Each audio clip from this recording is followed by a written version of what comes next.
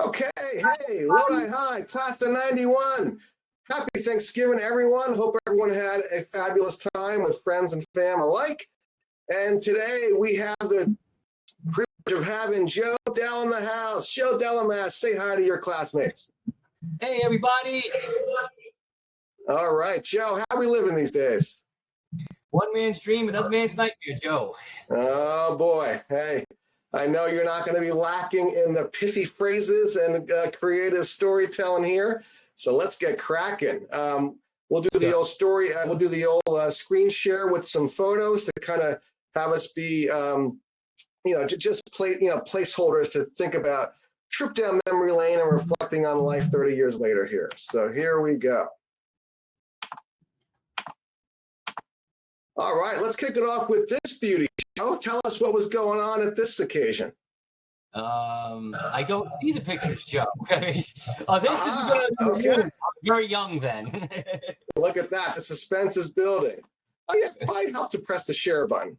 Here we go. There we go. Okay, this is a great story, and I feel bad because Peter Lemontowski, the kid all the way to the right, is actually one of our friends on Facebook. And if he sees this, I apologize for the story, Pete. My mother, and probably you remember, Joe, my mother's station wagon back from the high school days. It was called the Jesus is Lord Mobile because she had the bumper sticker on the back of it. So mom, being an old-fashioned religious Sicilian woman, like, these were the new kids in town, right? I think it was Peter, Jack, and I forget, Kathy, I think was the girl's name. Joe, three of the nicest kids you would ever meet in your life, and me and my sister couldn't stand hanging out with them. Really, really good kids, but it was like my mother was so like, here, hang out with them. And the one thing about me, Joe, to get me not to like something, force it on me. Yeah, you know what I'm saying? Yes. Right. Reverse psychology. So if you look at the picture, you look at my sister's face and my face. My mother dragged us to this birthday party, and we really didn't want to be there. We probably wanted to be hanging out with the Internados or something at the time, but but hindsight 2020, you're a kid, but hindsight 2020, you should have stayed closer with these kids. They were all good people. Boy. It was the old mom going like, "Oh, we're gonna go hang out with the Lemontowskis," and we're like, "Oh God." Oh, that is so classic. And hey, Joe, full disclosure, I got to say, doing some of that right now with one of my kids. So I'm feeling your mom's wisdom there in terms of recognizing birds of a feather flocking together, I suppose, huh? Well, when you're hanging out with people like Bobby Vaughn, mom kind of tried to put some good kids on you, I guess. Sorry, Bob. Yeah. Well, hey, so while we're there, Joe, let's kind of begin with your role as a son and as a sibling. Give us a sense of anything else that really jumps out at you as far as life growing up in your house and what that relationship looks like 30 years later with the immediate fam. Well, the immediate family's long gone to be with the Lord, Joe. But yeah, gotcha. I'm grateful for the family I had.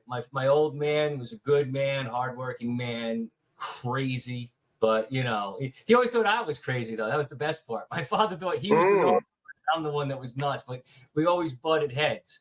And my mother, I couldn't ask better. Sweet, sweet Sicilian woman. Anybody walked into my house, she treats you like family and feeds you. You know that.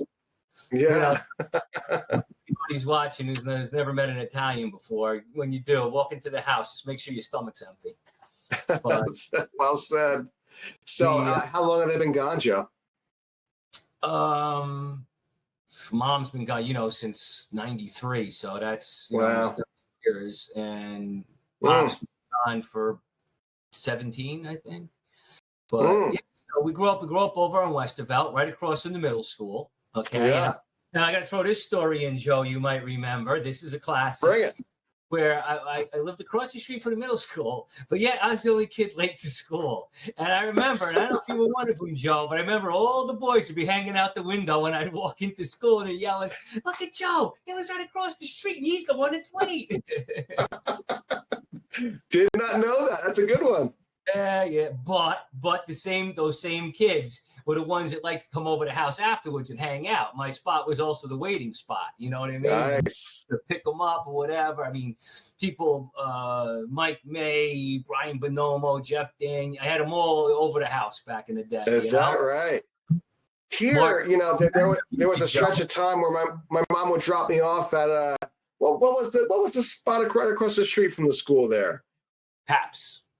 Ah, there you go. Yeah. So I'd go down there, be playing Moon Patrol in the morning before school started. A little bagel and butter, and get off and at 'em.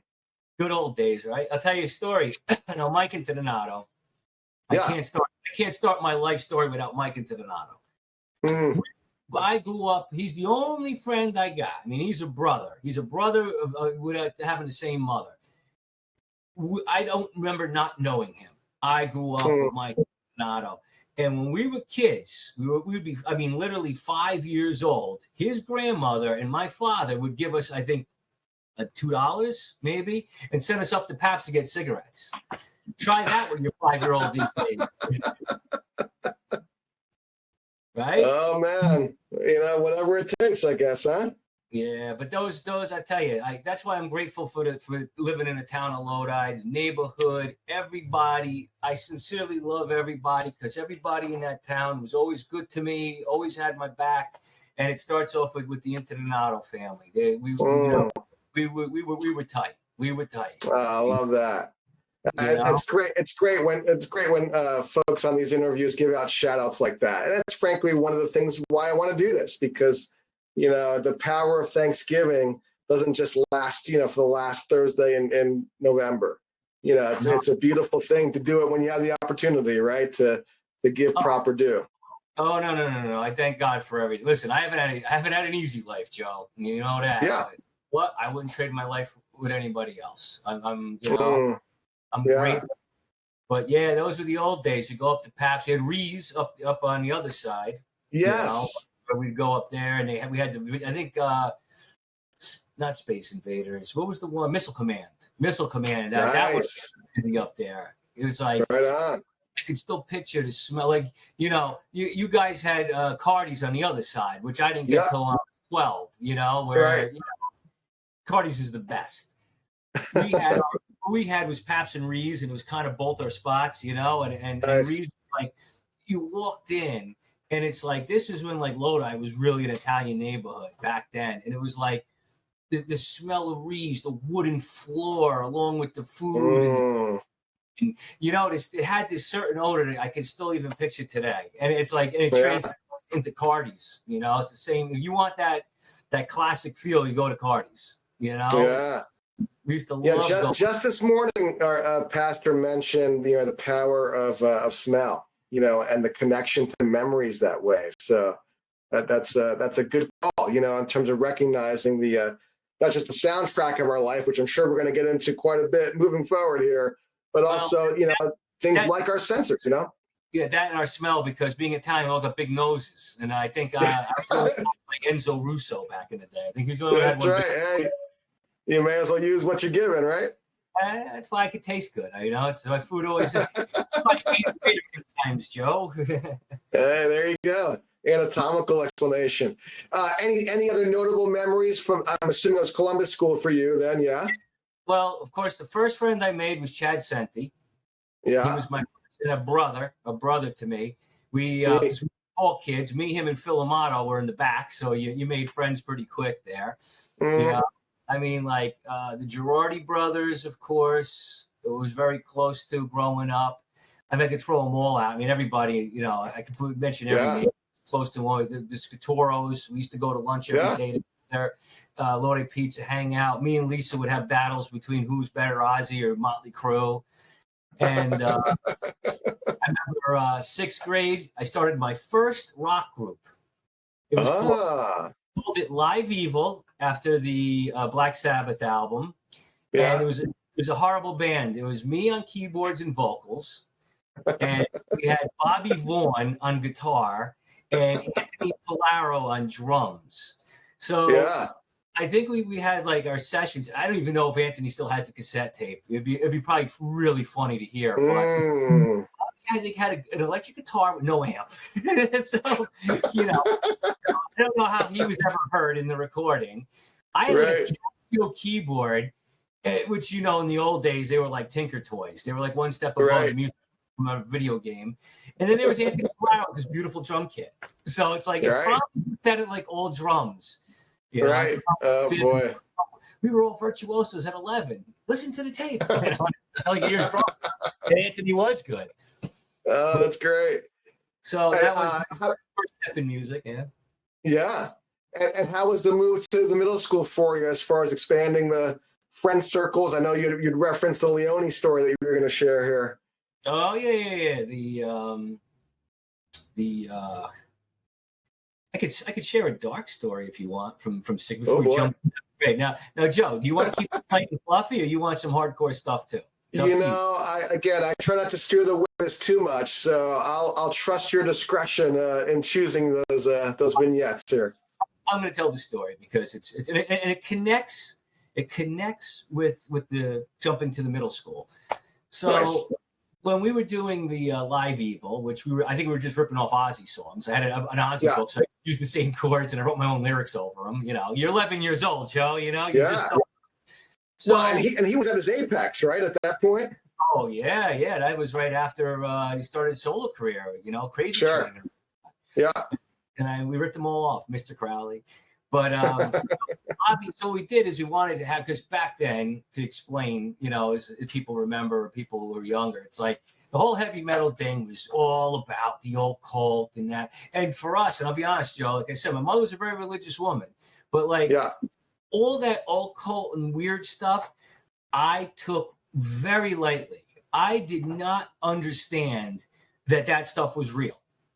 Yeah. So me and Bobby, we went to the library, the Lodi library, you know, down by Midfield.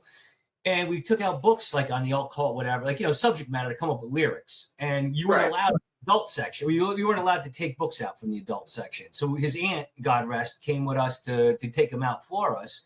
So I think about 3 books, and he took 2, I took 1. I picked one on occult symbols, Joe. Okay. And I don't know what they meant. I'm 11 years old, and I'm drawing them all over my desk, right? True story, Joe, as I say here, true story. One day, it was Saturday afternoon, right? My mother was, you know, said to me, she's like, you know, we used to fall asleep on the living room floor. My mother says, she's like, Joseph, you know, don't sleep too long because you have to get a good night's sleep. You have to go to church tomorrow. So I turned to my mother and I go, Ma, what did God ever do for me? Right? Which I shouldn't have said. You're 11 years old, you know, because you got to remember at that time, you know, you're sitting there praying for things that you're not supposed to God, and you think he's a Santa Claus at that age, you know, it's like, you know, meanwhile, it's like, you know, but it's, you know, you learn when you get older. But anyway, so I fall asleep. All right. And this is something I found very odd, but it's true. I had these 2 dreams, and I remember this from being 11 years old. This is how hard they hit me. The first part of this dream, I dreamt I was in my bedroom and I was sick, and I was crawling towards the living room. And as I crawled towards the living room, I was losing more and more weight. I was throwing up, sick, whatever. And I got to the living room door and I was like almost a skeleton. And then it flipped. Then the script flips. The next part of the dream, I wake up next to my parents' bed. And it was weird because my mother was on my father's side and vice versa. And I get up from the bed, and I didn't know my mother had cancer when I was 2 at the time. Okay. I had no idea until it was, you know, later on. So I didn't know anything. It's not like I had some conscious in me creating this. My mother was in a casket with a Bible on her chest and a rose, laying dead on my father's side. And my father was just like writhing around and just saying weird stuff and mumbling and all that. And then all of a sudden I started hearing Shout at the Devil from Motley Crue, you know, and you remember that one had the pentagram on the front, whatever. I hear it. So I run to the living room, and my sister's in there, and I'm like, Jennifer, where's that? But it sounds like a warped record. Now, this is for, you know, anybody who's young that don't remember. If you left your record out in the sun and you tried playing it, it had its own unique sound to it. And that's what this sounded like. And I'm like, Jen, I go, where's that coming from? And she's like, I don't know. Is it outside? No. And we check the record player. And then in the dream, I pick up my cat, right? I start floating in the air. The cat has this Baphomet type look to it with the, you know, the horns and the goatee, whatever.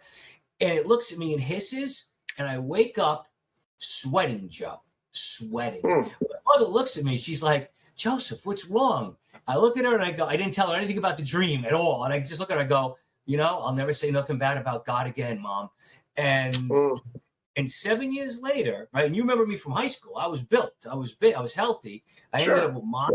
I got sick. I lost 20 pounds of muscle weight. And then my mother's cancer came back and she died. And my father, went a little nuts at the time. So like everything that I had in the dream happened. So I don't know if it had to do with that book or whatever, but it's, it's kind of a powerful dream to sit and tell you, when I first met you, Joe, when we were kids, that's pre all the stuff happening. But then after school, when all that happened, it's like, I had a dream about this 7 years ago. And I still remember because it's stuff from, it was a dream.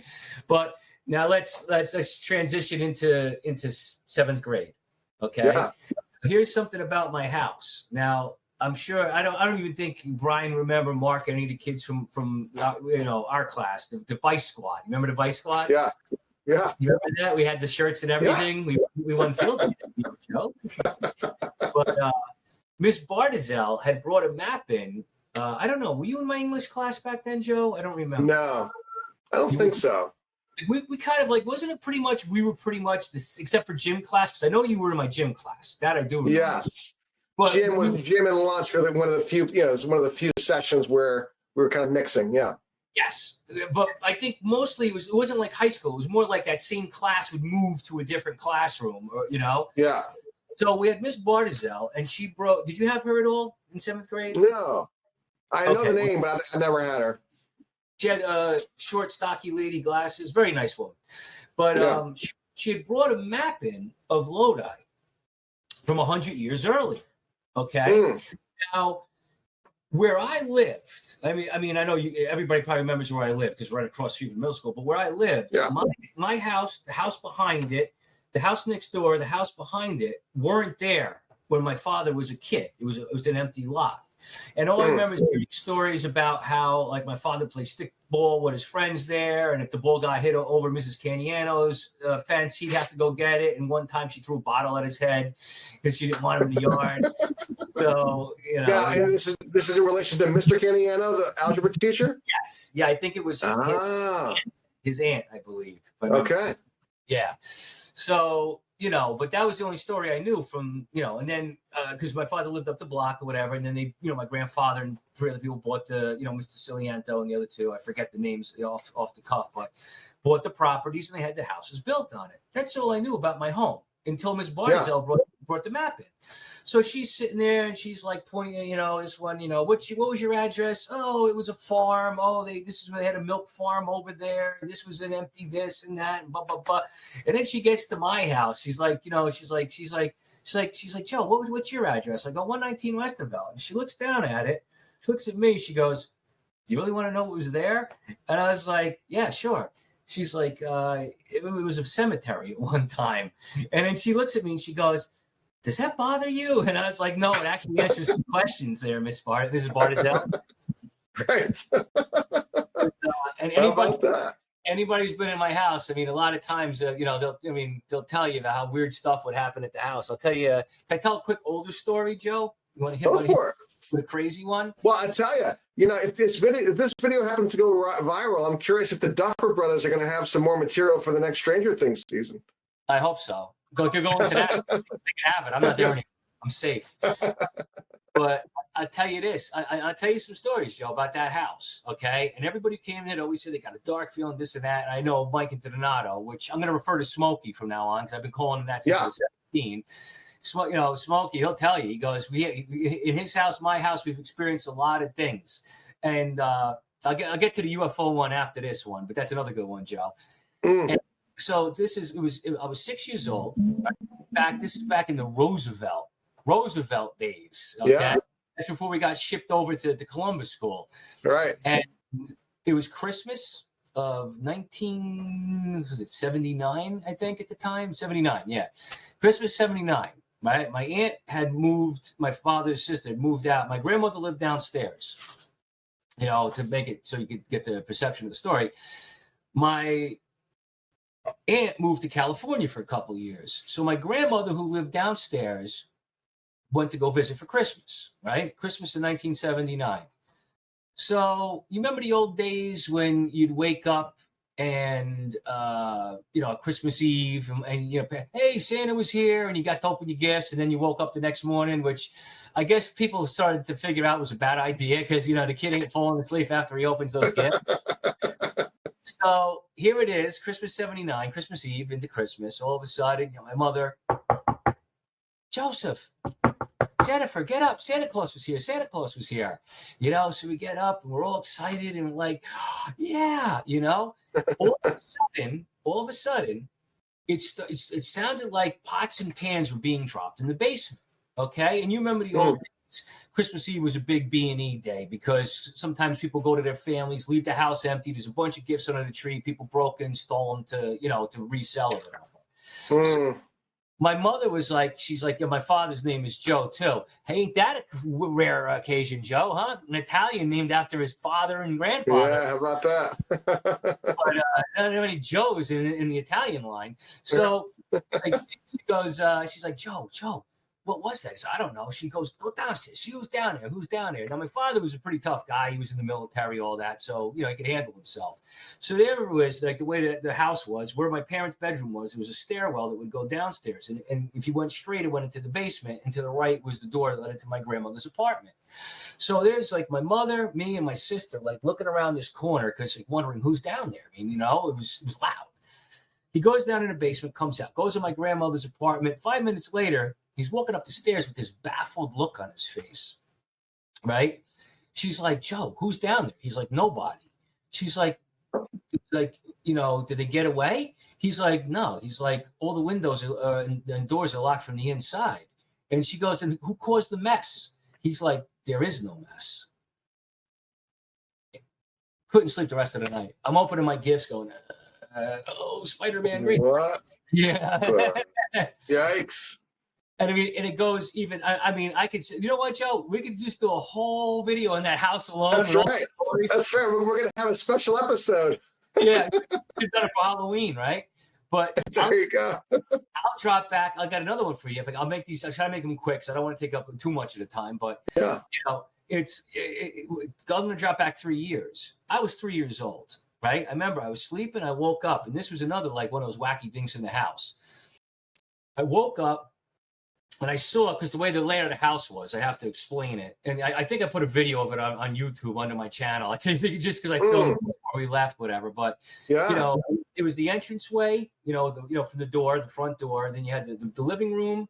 And then you had the hallway, which had the kitchen, bathroom, parents' room, my sister's room, and mine, kind of in a circle, whatever. So there was the wall, hallway wall. And I woke up and it was like a shadow, bright light hitting the wall, and a shadow of a woman in a rocking chair rocking back and forth. Now, my grandmother had a rocking chair downstairs. I don't think there was one upstairs at the time. So I'm like, what is that? So I wake up. I remember looking over, I don't know, on the way in or way out from my parents' room. I wake up my mother, like, Ma, Joseph, what? Ma, there's a shadow of a woman on the wall in a rocking chair. She's like, that's your grandmother. Go to bed. Right now, I didn't know science at 3. I thought my grandmother was casting a shadow from downstairs on the wall upstairs, And I remember going past, looking to the right, and this bright light hitting me in the face, and then just going back into bed and trying to get back to sleep or whatever. And that was another weird thing, another strange thing. And I have to throw one more in this realm right now as a story. Sure. Now, I don't know if you remember my mother, but I'm sure you probably remember the reputation of how religious my mother was. I mean, it was infamous back then. Yeah. My mother would not lie. She wouldn't make up a story. She was not that type of woman at all. And I remember, now you remember I'm going to jump to high school quick because it fits with the story. Sure. If you don't mind. Yeah. Back in the day, that's when we were teenagers. We'd hang out till like 2 a.m. You come home, whatever. So my mother would sleep in my bed. Okay, my father, and I guess we kind of like assuming, because it was never explained, never wanted to fall asleep my mother in the bed. Now, he was in the service during Vietnam, and I learned from another veteran that they trained you to snap a person's neck out of a dead sleep. Now, knowing my father, the warrior he was, probably didn't want to wake up from a dead sleep and snap my mother's neck. Like, that's the only thing I could think that would make sense. But so I told her she would usually like sleep on the couch or whatever, and then eventually go into the bed, whatever. And I would tell her, you know what, Mom, sleep in my bed, because I would come home, go on the couch, and put a Pink Floyd video in or whatever, fall asleep, right? One night, my mother was sleeping in my bed, right? And and she told me the next day. She's like, Joseph, she goes, I saw something weird in your bedroom last night. And I was like, what? She's like, the floor was glowing orange. And like, my mother was not a storyteller like this, nothing, nothing. She was an old Brooklyn girl. And I was like, and I go, Ma, you sure it wasn't the alarm clock? Because Joe, remember the alarm clocks from back then? Everyone had those red lights on them, red numbers or whatever. And I was like, I'm like, you sure that wasn't just a light from the alarm clock? And she's like, Joseph, I know what it looks like. I've seen your room at night. She's like, no. She's like, the whole floor was glowing orange.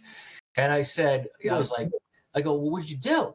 She's like, she goes, went to the bathroom, came in and went to bed, went to sleep. And I was like, and it didn't bother you? And she's like, no. And I'm like, why? And I was like, why didn't you wake Dad up or me or Jennifer? She's like, well, your father has to go to work and you and your sister have to go to school. And I'm like, yeah, but the floor's glowing orange, Ma. Trust me, school every day is going to be the same thing. Mr. Freeman's class, and then I'm going to take a piece of wood and shave it. You know what? There's only one time I'm going to see the floor glowing orange, And this is the day before cell phone cameras, right? To catch some of this footage, right? way before. But so now let me let's see where we're going to go with. I'm sorry, one story I want to tell about while we're still in grammar school, right? With me and Smoke, a wacky story, and I'm telling this because if like the Lodi crew is going to see this, I just wonder if they saw this. Yeah. Joe, you remember 1984 when or it was 84, 85, somewhere around there where there was a blackout in Lodi. The whole area was blacked out. Actually, I don't remember. There was a blackout, and I remember because if anything like that ever happened, I don't know why or the reasoning of it. My parents would let me and my sister stay up late. Like, you know what I mean? If there's a blackout, yeah, stay up. No biggie. And of course, we wanted to. So we were in the backyard by the back porch by my house, and my father was in one of those lawn chairs. My mother, it was the summertime. I'm sorry, it was the summertime. Yeah. It might have been summer 85. I don't remember, but 84, 85. I think it was 85, 84. I don't remember. But it was like, it was everything was blacked out, right? Now, during a blackout, they ain't going to land airplanes because the tower isn't going to be working. You're not going to have any lights in the runway, So we're in the backyard hanging out. Weirdest thing, Joe. All of a sudden, this glowing light comes. It hovers around the backyard. Not exactly over, but where you could see it, right? And no sound, no nothing. And then it just went back over the house. So the next day, I talked to Smokey, right? And I don't lead people because if you lead people, they might just say yes, yeah. I say, hey, Joe, you remember the time the Rangers almost won a Stanley Cup in '82? Yeah, which it ain't true. But we had to wait till '94. But yeah, that's right. Yeah. But but it just it's just hypothetically. But so I told him, I was like, Smokey, I go, what'd you do last night? He's like, hung out in the attic. I was like, because it gets the same thing with him. You were allowed to stay up late when there was something weird happening, I guess, right? So I go, did you? He goes, I was looking out the back window, and I was like, now to let people know, it's like my house was here, his house was here, across the street. So I was like on an angle from the middle school, and he was kind of parallel. And and I said, I go, do you see anything weird through the back window? And he's like, no, not really. He goes, except for this light. I saw this light go over my house, and then like a few seconds later, it went back over. And I was like, he saw it too. I'm like, you saw it too. In my backyard. So I thought that was an odd thing. Not that I believe in space aliens or anything like that. But it's weird, A little Area 51 visit to the old town, huh? Yeah. That's it. If the aliens want to come see something weird down here, come to Lodi. He came to the right category. That's right. On the short list, right? Now, you were referencing a story involving Leone and an Ozzy album in high school. And middle school as well. Before we go to high school, let's go to that one. All right, this is now okay. Back we go, middle school. So first friends I ever made Brian Bonomo, Mark Leone were like two of the first, okay? Let alone a bunch of, great people. Yeah. And there was, me and Mark bonded at the lunch table in the lunchroom. Yeah. And I remember we were sitting there, we were talking about music, and he goes, who's your favorite? I go, Ozzy. Ozzy's the best. He goes, I like Ozzy. He's my second. I go, who's your favorite? He's like, Rush. I go, Rush is my, so me and Mark had that bond right there, It's like one Rush album left on the shelf, you take it. If there's one Ozzy one, I'm taking it. We'll get along, Mark. But became good friends with them. Great guys. I can't say enough about them. We all went to each other's houses. And I remember Bonomo, Mr. Bonomo, took me to my first baseball game. Slept over. It was the year of the Mets, 1986. Nice. Hey, that's right. I will argue, now the Yankees, had the best teams, right? You can't argue that. But I say the 1986 were the most entertaining baseball team ever. No doubt about it. Yeah, and you have to do your homework on it. I'm not going to go into that story. Just, but trust me. But so I stayed over their house, and Mr. Bonomo took us to the game the next day. My first baseball game. Right on. The Mets. Cool. I think they were playing the Expos, and they won 4-2. Mookie Wilson and Lenny Dykstra both hit home runs in the game. So, nice. like in Lodi, you didn't become friends, you became bros. That's how Joe. And so Mark, again, like me and him were bros. It's like we hang out, this and that.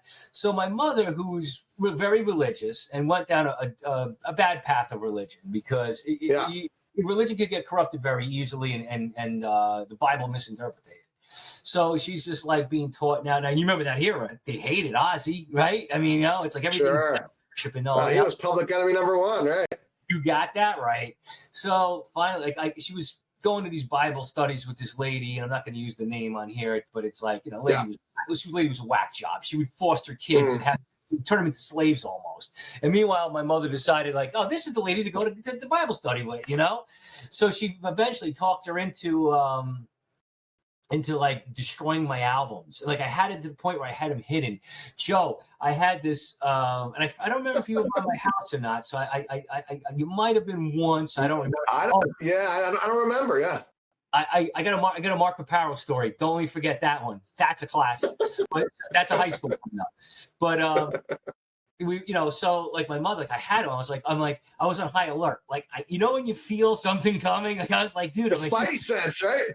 Yeah, it's going to destroy my records. I know it. So, so I had these chest of drawers, right? So I pulled out the bottom drawer, and it had that piece of cardboard or whatever that sits under it with the bar.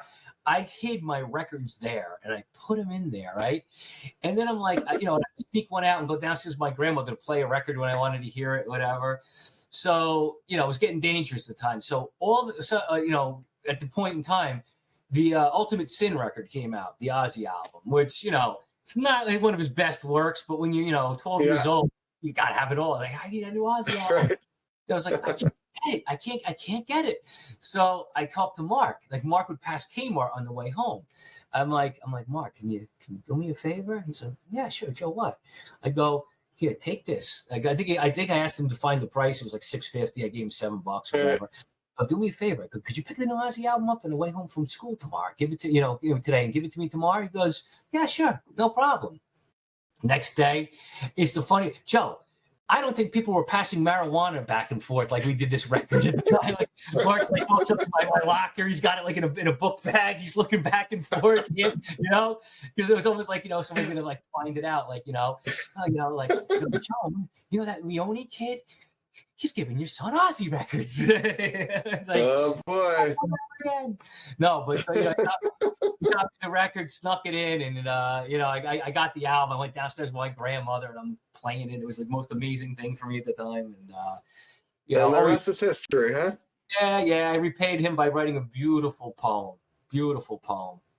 Nice. It was based on. I think it was the night before Christmas, but I rewrote it as a WWF wrestling. Oh boy, how about that? Yeah.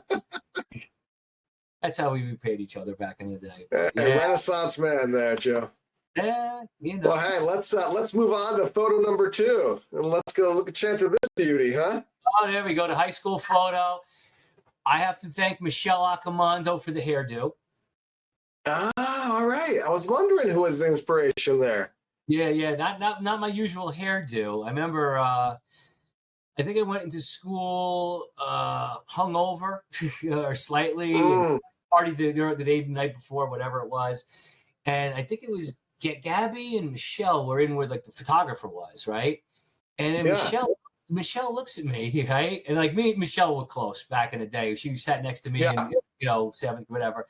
And, you know, and her brothers, you know, like family, all of them. But, and just want to throw this out there, and you could ask either of them if you interview them. The only one who could always tell those two apart, but they always prided me in that. But so I came in, right, and she looks at me, right, and I got my rock shirt and whatever, you know, and she looks at me, she goes, Joe, you can't take a picture with your hair looking like that.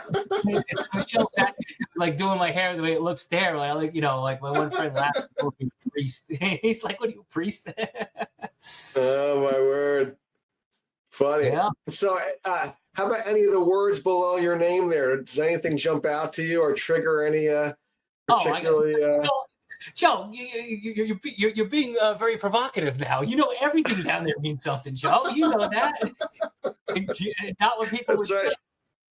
So that's right. You might be getting ready for the multiple part of interview here, huh? I'll start off with the Dell. Okay, I've been using that stage name, and you know, since I've been playing music 1998. So you guys gave me my stage name. Number 98. Now, the jocks would all put their numbers, right? Yeah. You played soccer, if I remember correctly, Joe. You know, that's right. Any of you athletes would put your numbers. So, in a humorous sense, I remember like they had a list of like the scholastics in school, of which I dropped immensely. When I was in grammar school, I was like in the gifted program, honor roll. By high school, I got bored, so. Number 98 was the number I was on the list of students scholastically. And I think, what do we have, 127 kids in the class, Joe? Oh, my word. So wow, that's epic. Yeah, so I put that I put that in for a humorous thing. And right. You know, and then of course the rest of the things, Clark Court boys, these are who I were hanging with at the time. That was you know, Chris Kennedy and the Serpenettos and Newell and all that. Scum was a joke because, you know, if you remember the people like Jay King and all the burnouts, like I remember one day somebody once said to me, I think it was Big Al, he goes, yeah, Del. He goes, all of us, we're all scum. And I was like, that's great. Yeah, like they'll cover the spectrum of all you guys in the yearbook. And then the Westtown Posse. That's just stuck, huh? Exactly.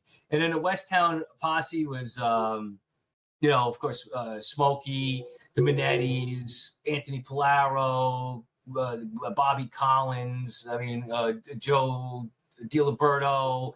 Who else? Errol Kotzev, Brian Binder, Nick Anthony Mayola, everybody, Scott Mauser, Larry Crone. We used to call it the Westtown Posse as a joke back then, you know, for all the guys on our side.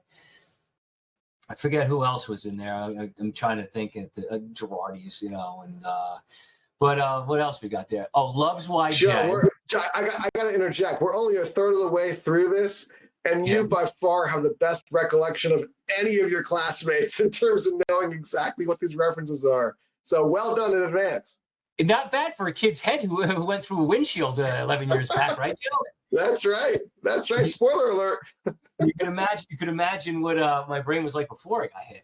No, but so now the loves, and everybody put their loves or whatever. I never had a girlfriend. Okay, I never you know, asked anybody out in school except for my wife Laura, who's sitting here now. You know, but so. Everybody would put their little loves, and at that time, me and Joe Serpenetto were drinking Yukon Jack. Not Jack, Yukon Jack every day. And they had more proof than Jack Daniels by like 10 proof or whatever. So I put down YJ, which was Yukon Jack, the booze I was drinking. Oh my gosh. The likes the Mets, the Cowboys, Jets, Celtics, and I didn't have room for the Rangers, I guess. Like There you go. That came later then. The Rangers should have been in there too. Right. Remember first and last Ozzy concert. That's a given. Everybody knew me as I was the Ozzy, because you remember all the rockers. Everybody. Chris Kennedy was the Iron Maiden kid. Yeah. We had Mark might have been tied with Belsky as the Rush kid back then. Rush, yeah, absolutely. Oh, yeah.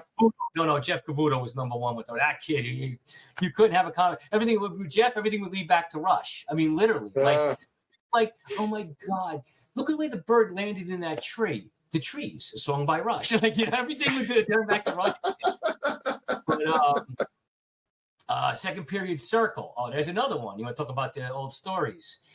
We would, and God bless him, Joe, Mr. Friedman. That man had a patience of a saint. If no man ever killed his students, if no teacher has an excuse to ever harm a student, if Mr. Friedman didn't kill all of us, what we would do, we would take Mr. Friedman and we'd encircle him. We had second period Woods class, and we would keep pushing him. We'd be like, and we'd push him around, and he'd put his hands up or whatever. He would never touch us. God bless him. Oh my God, the man was a saint, because I was like, dude, how about it? But cooking doobs at ranch. Okay, since it's legal now, I can tell the story, Joe. I can there you go. Right. Years ahead of your time. 32 years later? Well, here's what started it. I'm going to go to Dante McCarroll. I'm going to go Dante.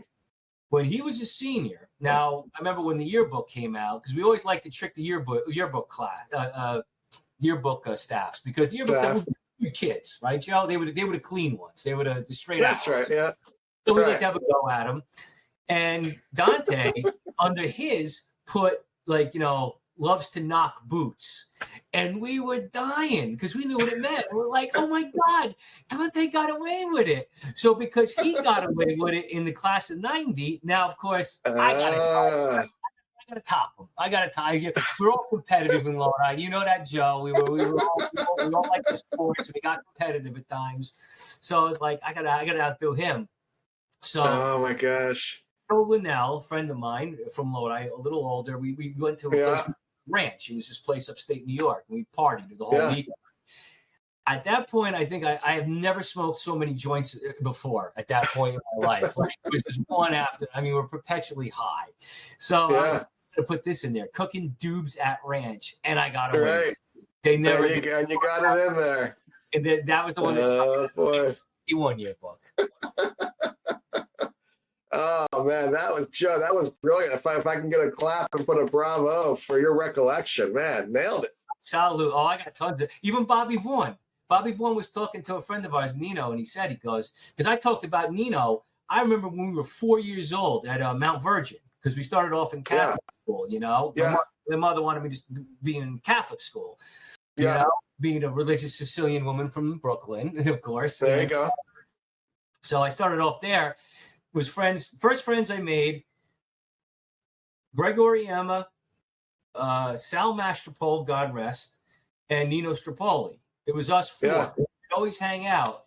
And Sal was like always the head of the crew. He was like the Muggsy. Remember the East Side kids, the Dead End kids or whatever? Like that was Sal. He was like the Muggsy. He was the short kid, but he always had the ideas. And I told the story, I forget about what, when we were like 4. He had, remember those things they used to have, like a lizard men or whatever, and they used to stretch the arms and the legs? Yeah, sure. So Sal had an idea that me, him, Nino, and Greg each grab a limb and see how far we can pull this thing. We're exploded. And I remember all 4 of us just grabbing it. Mount Virgin. Yeah, 4 years old, and pulling it back, and just the whole thing exploding, and this what looked like grape jelly squirting all over the place. And oh my gosh, Miss Diane coming, what are you doing? And we got stuck in the corner, whatever you did to us back in the day. Right. And I remember Bobby said to me, he goes, he goes, I asked, he goes, this guy remembers like stuff that, like, how does he remember the stuff? And he goes, I For know. real. You want to hear a story, you ask Joe. He'll remember. That's right. Joe's our guy. Man. Yeah. And so that was that's what they always said. That I remember, because it meant something to me, Joe. It really did. I pay attention to the details, I guess, and it sticks in there. Huh? You're not kidding. So yeah, so while we're on this photo, anything else notable from your high school experience? I suppose perhaps. Well, yeah, obviously there's plenty notable, but as far as thinking about life 30 years, later, give me kind of a quick sense of comparing where you are now versus where you thought you'd be. Well, hold on. Let's go back. You said anything memorable. My sister dubbed 8th period the "What did my brother do today" period. It got to the point where Mr. Jasmine, right? Great guy. Loved his class. Sure. Every time I put the Twilight Zone on, Laura goes, I feel like we're in Mr. Jasmine's class. Every time, Joe, it got to the point, right, where, the old speakers in the wall when Mr. Dundera would call through. Yeah. Mr. Jasmine would hear the hiss of the speaker and say, all right, I'm sending them down now. He knew. And you know what it is, Joe? I guess it was like because I was starting to work, so I just wanted to make things interesting. And Joe, come on, you guys laughed back then, And speaking of Vinny DiChiara, remember when I worked at the record store? We have to mention the record store in Della Video. Oh, please, yeah. When I worked there, and Scott Forme worked at the video store, And like Vinny came in one day and he goes, me and the guys were talking about you. I think we just had graduated, And he's like, and I go, really? I go, I hope it was good, Vin. And he's like, oh, dude, he goes, you were a card. I remember the exact words he used. He goes, dude, you were the funniest thing in school. And I was like, really? I was like, I don't remember that. Right. But so that's why I did it. I did most of the stuff for humor's sake, That's right. That's just how you roll. This was the innocent days, Joe, right? Like nobody got hurt. We did it. Everything was done for fun, Right. But I'll tell one story, which is a classic, and this is romantic. This was right around the time Stephanie and Larry Crone were hooking up. Okay. All right. Larry would spend a lot of time in Dundero's office to talk to Stephanie, and I witnessed it all because I was called in there every day, Joe. And so one day, you got a front row seat. I did. Romantic. I melted my heart, Right. Before The Bachelor, there was Mr. Dundero's office. Yeah, they're still together. 30 some odd years later. So about it. Yeah, but so there was one day, right? I was in Mr. Della's class. He was the power mechanics. Remember the power mechanics class? Right at the end by the door, by the parking lot? Yeah. So, Cardi's, okay? And I don't know how far this video is going to go, so I have to explain it quickly. Cardi's is called Cardi's Super Bowl. It was where we all hung out as kids. We would play at DeReese Park. When we were done, we'd go by Cardi's. Bence was the guy there. His father, Vince, is the one who first opened it, and Bence took it over. He's still there. Wonderful guy, made you laugh. We always wanted a snot burger and an egg cream, when we were done. And so he got this thing. It was the coolest thing there because everything that you found in the back of those magazines, like the cool catalog stuff or whatever, Bence had it there. He had it all. Right. I think I got it reversed. I think Bence was the father, and his name was Vince. We called him Bence. I think you're right. Yeah. I made a mistake there, but yeah. So he had this thing. This just came in, Joe. And I don't know if you remember this when I had it. The smoking dog. I thought it was the coolest thing. Like nowadays, you have all this electronic stuff, this and that. It was so simple. It was a little plastic dog, and it was just looked like it was just a cigarette, looked like a little joint, and it came in a bag, like 10 of them, and you put it in the dog's mouth, and you lit the end, and however this thing was devised, which I don't know, it would slowly puff out little smoke rings. Coolest thing. So now, and Joe, you remember when we were kids, right? When you found something cool, where'd you go with it? Sure.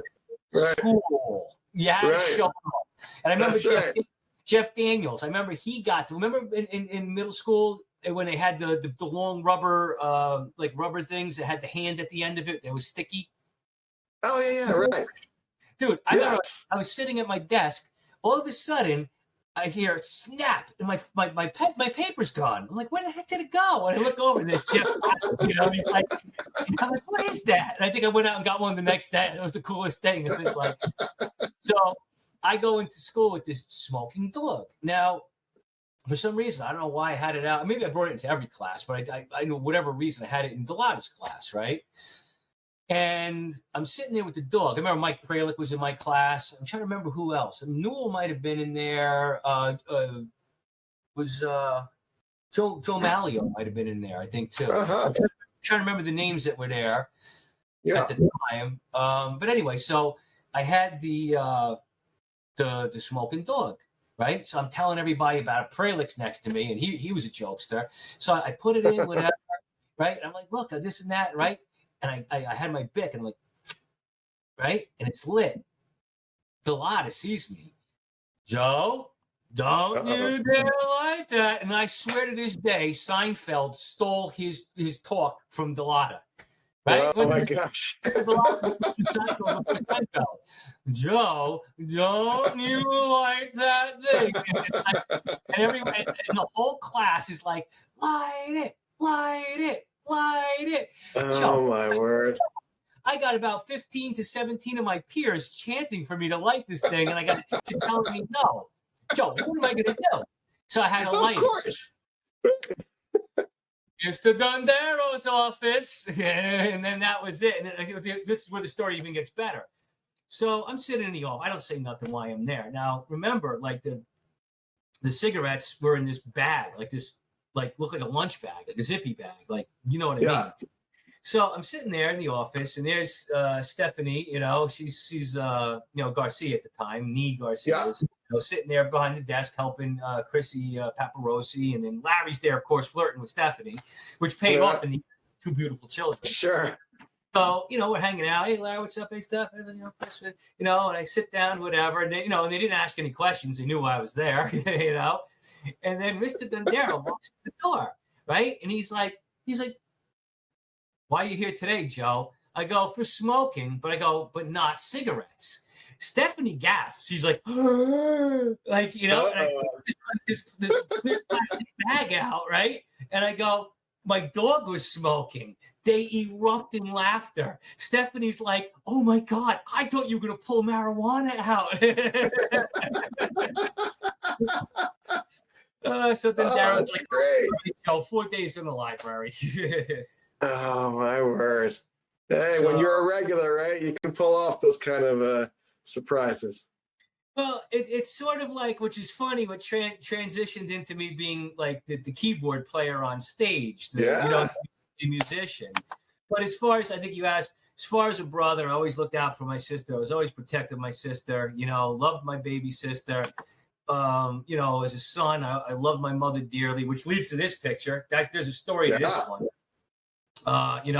My father always butt heads. The one thing that we saw eye to eye on, though, we didn't like anybody hurting women or children.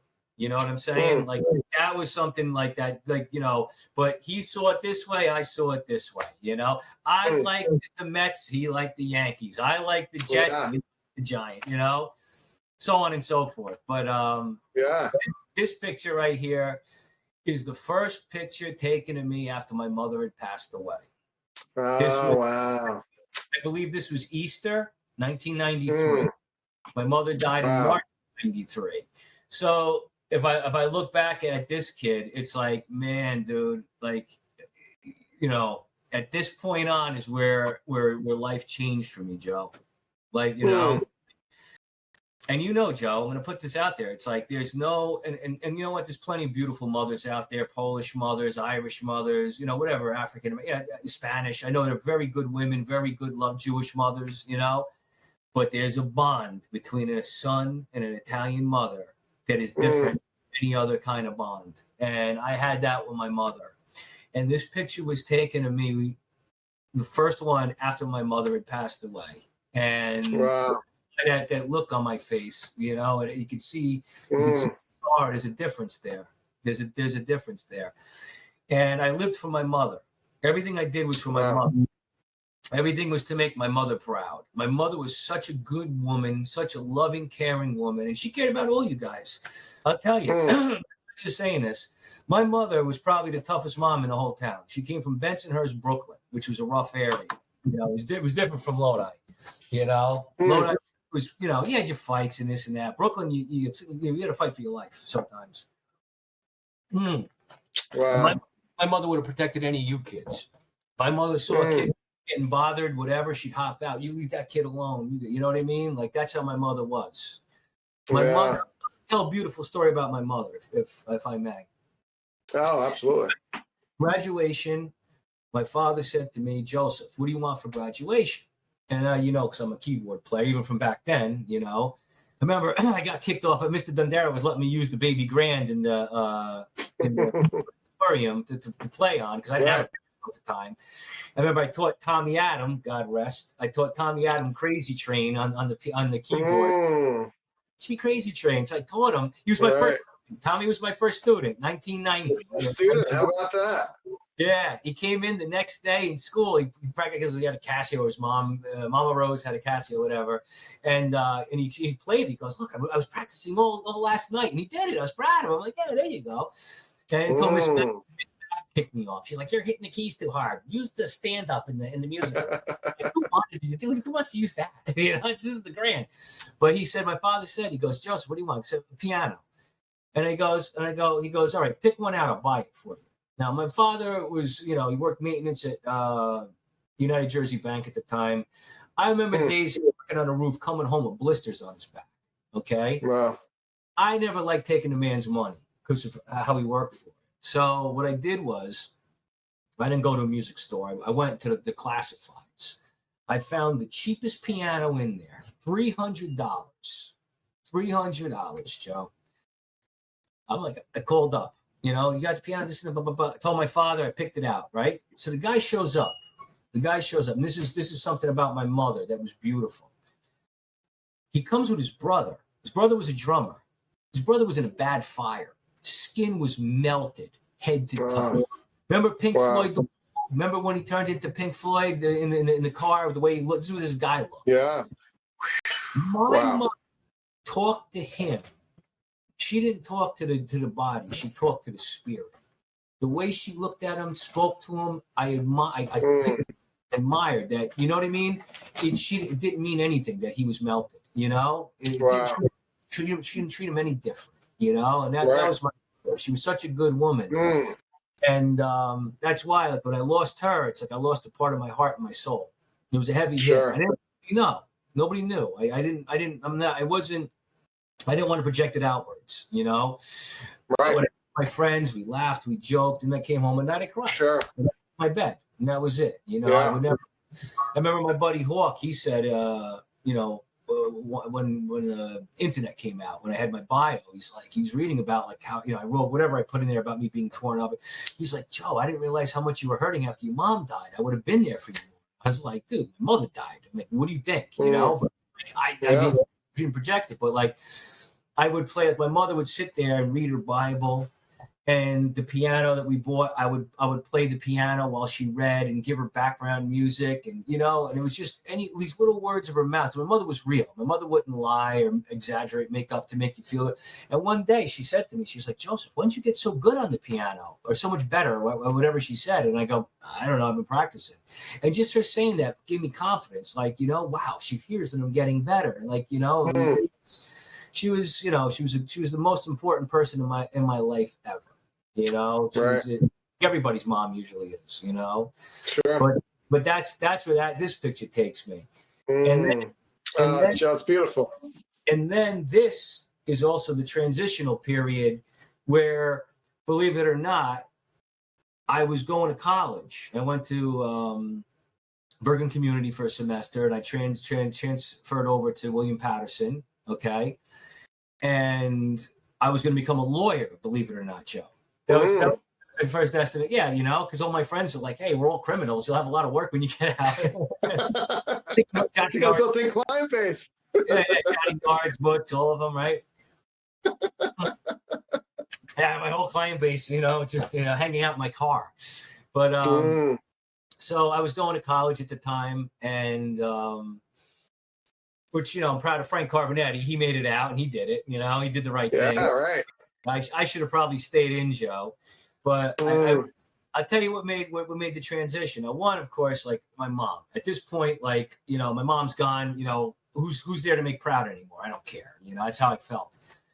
And I was working at a record store. Remember the record store we were working at Lodi? We talked about in Della. Yeah. He opened one over in like West Patterson, which is now what Woodcliff Lake or whatever they call it.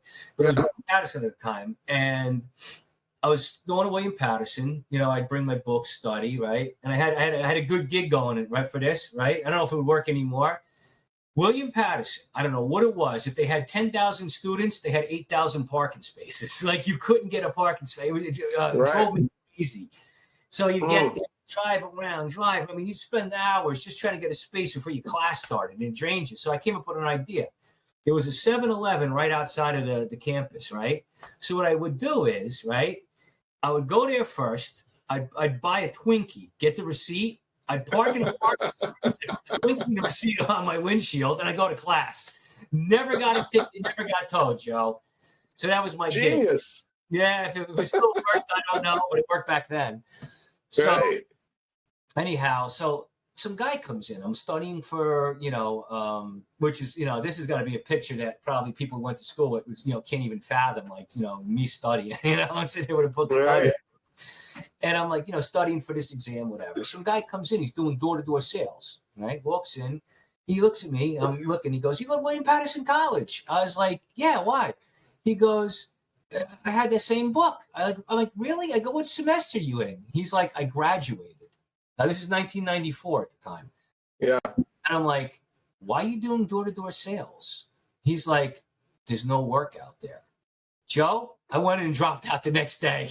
I was like, "Oh my goodness. I'm not spending this money for a college degree and I got to go door-to-door sales. I could do that. I could do that without the degree, Right. It was stupid. It was impulsive. It was, at the time, I didn't realize maybe this guy, I didn't know they had degrees in like Greek science or whatever, Greek mythology, whatever, things you're never going to use, Right.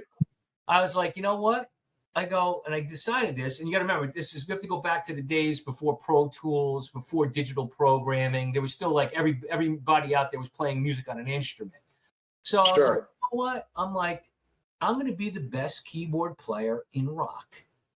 That's my career. That was my decision. So I dropped out of William Patterson College. I got the keyboard I still have today. When I bought it, it was one of the first. I was one of the first 10 to buy it. The Rolling Stones were one, and Emerson, Lake and Palmer were another. It was $6,000 back in 1994. Wow. I borrowed half of it from my sister, God bless her, to get this thing, but it's incredible. Even a friend of my friend Junior said recently, he said, somewhat recent, he goes, to this day, he goes, "Your keyboard has the best piano sound ever." And that's why I spent the money on it, which, $6,000 in 95 is probably equivalent to what, 15,000 now, I would say. Right.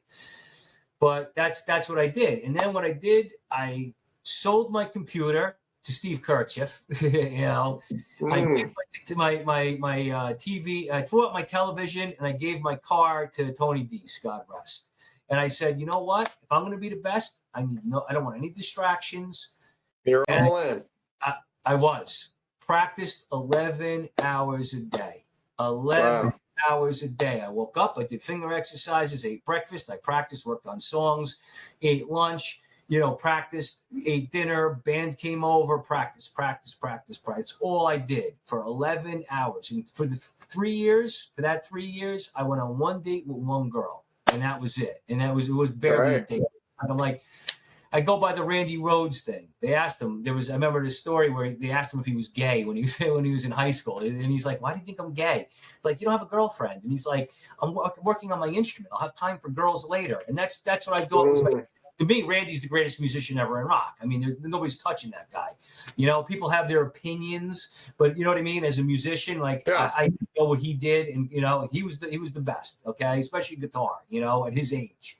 And it's like, and he got that good because he sacrificed. That's when you want to accomplish things in life. You have to sacrifice. If you're going to do Sure, it, trade-offs. I'm sorry, Joe? Yeah, trade-offs, right?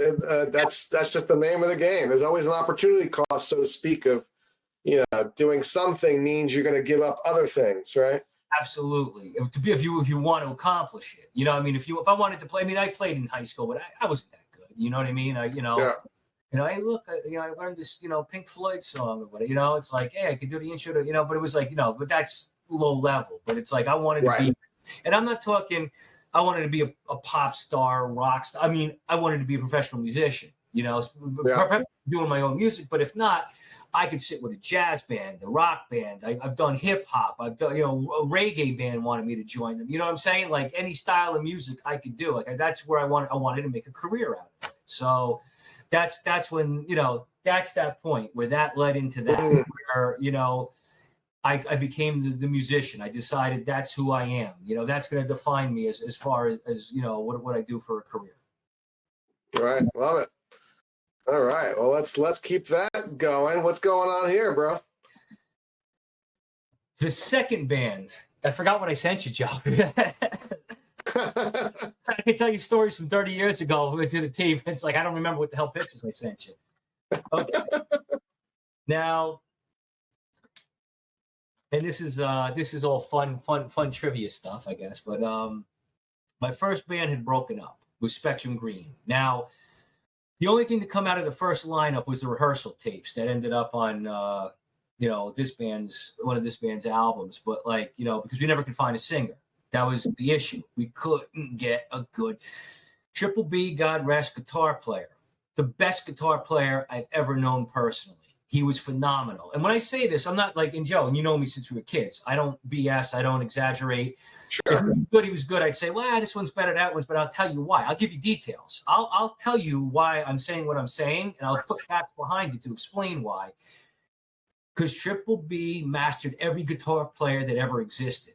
That's how he won. And if you handed him a new person, it doesn't matter. It doesn't matter. B.B. King, all right? James from Elvis, Jimmy Page, Jimi Hendrix, Randy Rhoads, Eddie Van Halen, Yngwie Malmsteen. It didn't matter who they were. He mastered. And that was what he said he would do. He goes, and I remember giving him, I think, Yes album, Steve Howe, and he would. You wouldn't hear from him for like 3 days. He would disappear in his house. And then he'd emerge after 3 days and be like, all right, this is what Steve does. He gets this type of tone, and this is what he's doing. He's fingering this, and this is how this sounds, and this is how he was. And he goes, what I do is, I learn everybody's trick and style, and I put it in my pocket. And he goes, when I need to use it, he goes, I got it there. That's how he was. And then I had Breezy, who was the drummer, who was a phenomenal drummer, and Soldier, we like Triple B, I said, he goes, he was good, but we dragged him along, we pulled him up, into our boat. We couldn't get a singer. So the band fell apart after 3.5 years, recorded a whole album, never released it. The first lineup fell apart, second lineup done. So I'm sitting there and I was depressed. I was like, that was a point, I think I was 26 at the time. 25. I was 25 years old at the time, and I'm just like, now it's like, it was worse than losing a girlfriend, right? Worse feeling than even a divorce. And I've been through it, so I know, Joe. It's like, like, and I was going to give up. I was like, you know what? Maybe I'll start a career, do something. I'll give up on the keyboard. And I was watching a Deep Purple video from like 1970, John Lord, which, Don Airey from Ozzy, Mr. Crowley, then John Lord from Deep Purple. These were the guys that really, outside of like, Rick Wakeman and John Evan and, Rick Wright and Keith Emerson and the rest of the guys that, I got into that made me want to play, but like Raymond Zarek. I was watching the video and I'm watching John Lord on that organ. And I turned around and looked at my organ and I started to cry, Joe. I started to cry because I was like, I can't give it up. I can't give it up, Joe. It was the closest I could feel to being gay. You know what I mean? Like, how like gay people are like, they're like, it's how I'm born. It's who I am. God made me this way. I can't change. And it's like, I get it. Like, that's how I felt about that keyboard. It's like, I can't do it. I can't give up on the keyboard. It's just who I am now. It's part of my soul. So it's like, you know, and I joined two different bands. One band, it was Mike Vittoria. It didn't work out, you know, different directions we wanted to go in. He was very polite about the separation. Another band called Eternity X, who were the most horrible group of human beings I've probably ever met collectively in a row. They were making fun of me in front of my face. Like I talked to the group, try to keep it short. It's not a good story. But the singer, they were supposed to do this big tour. They were looking for, because someone was freelancing at the time, you know, and they need a keyboard player. Lost a keyboard player because his girlfriend left him for the keyboard player. So now there was no keyboard player in the band. So he asked me to come. What's that? Awkward. Yeah. So you know, he's like, you know, that's why there was a missing spot in the lineup. So I was like, listen, I go, I'm not a guy who just joins a band. I go, my band has to be my family. Like, I'm not a businessman. I'm not that type of, I'm not a businessman. I'm a horrible businessman. Like my band has to be like brothers to me. And he's like, oh, that's how we are here. Blah, blah, blah. All right, cool. Go down there, jam with him, blah, blah, blah. Learn a song. We go out to eat. First off, he takes the thing, whatever. I played it, you know, what I did for this song, whatever, right? So we're out eating. They're making fun of the waitress the whole time. And I'm kind of like half to play along, but I'm like, I don't like making fun of people. I don't find it entertaining. Yeah. I don't like that kind of stuff. Like that was, you know, it's not my thing. To me, it's tasteless. And I'm like, you know, and then now I've always had acne issues. I probably remember in school, you know, how I was. So, you know, break out, I think it was the head. But so, you know, I had acne and it hurt my esteem. You know, I was 25. I was still young, you know. And one of the guitar players freaking takes a thing of butter, puts a hole in it, goes and squirts it out like he's popping a zit. And they're dying and laughing, right? They're dying and laughing. And I'm like, in my head, I know exactly what's going on. He's making fun of me in front of me, right? Without saying it, right? I'm the only person with acne at the table. Like, you know, like, why would you think that's funny? You know? That's like with a missing arm and you tuck your arm in and walk around with a fly. You know what I mean? It's like, it's pretty obvious what you're trying to do. Horrible group of human beings. I couldn't say worse people that I couldn't never wish success on them because those people should never mentor our children, you know? Wow.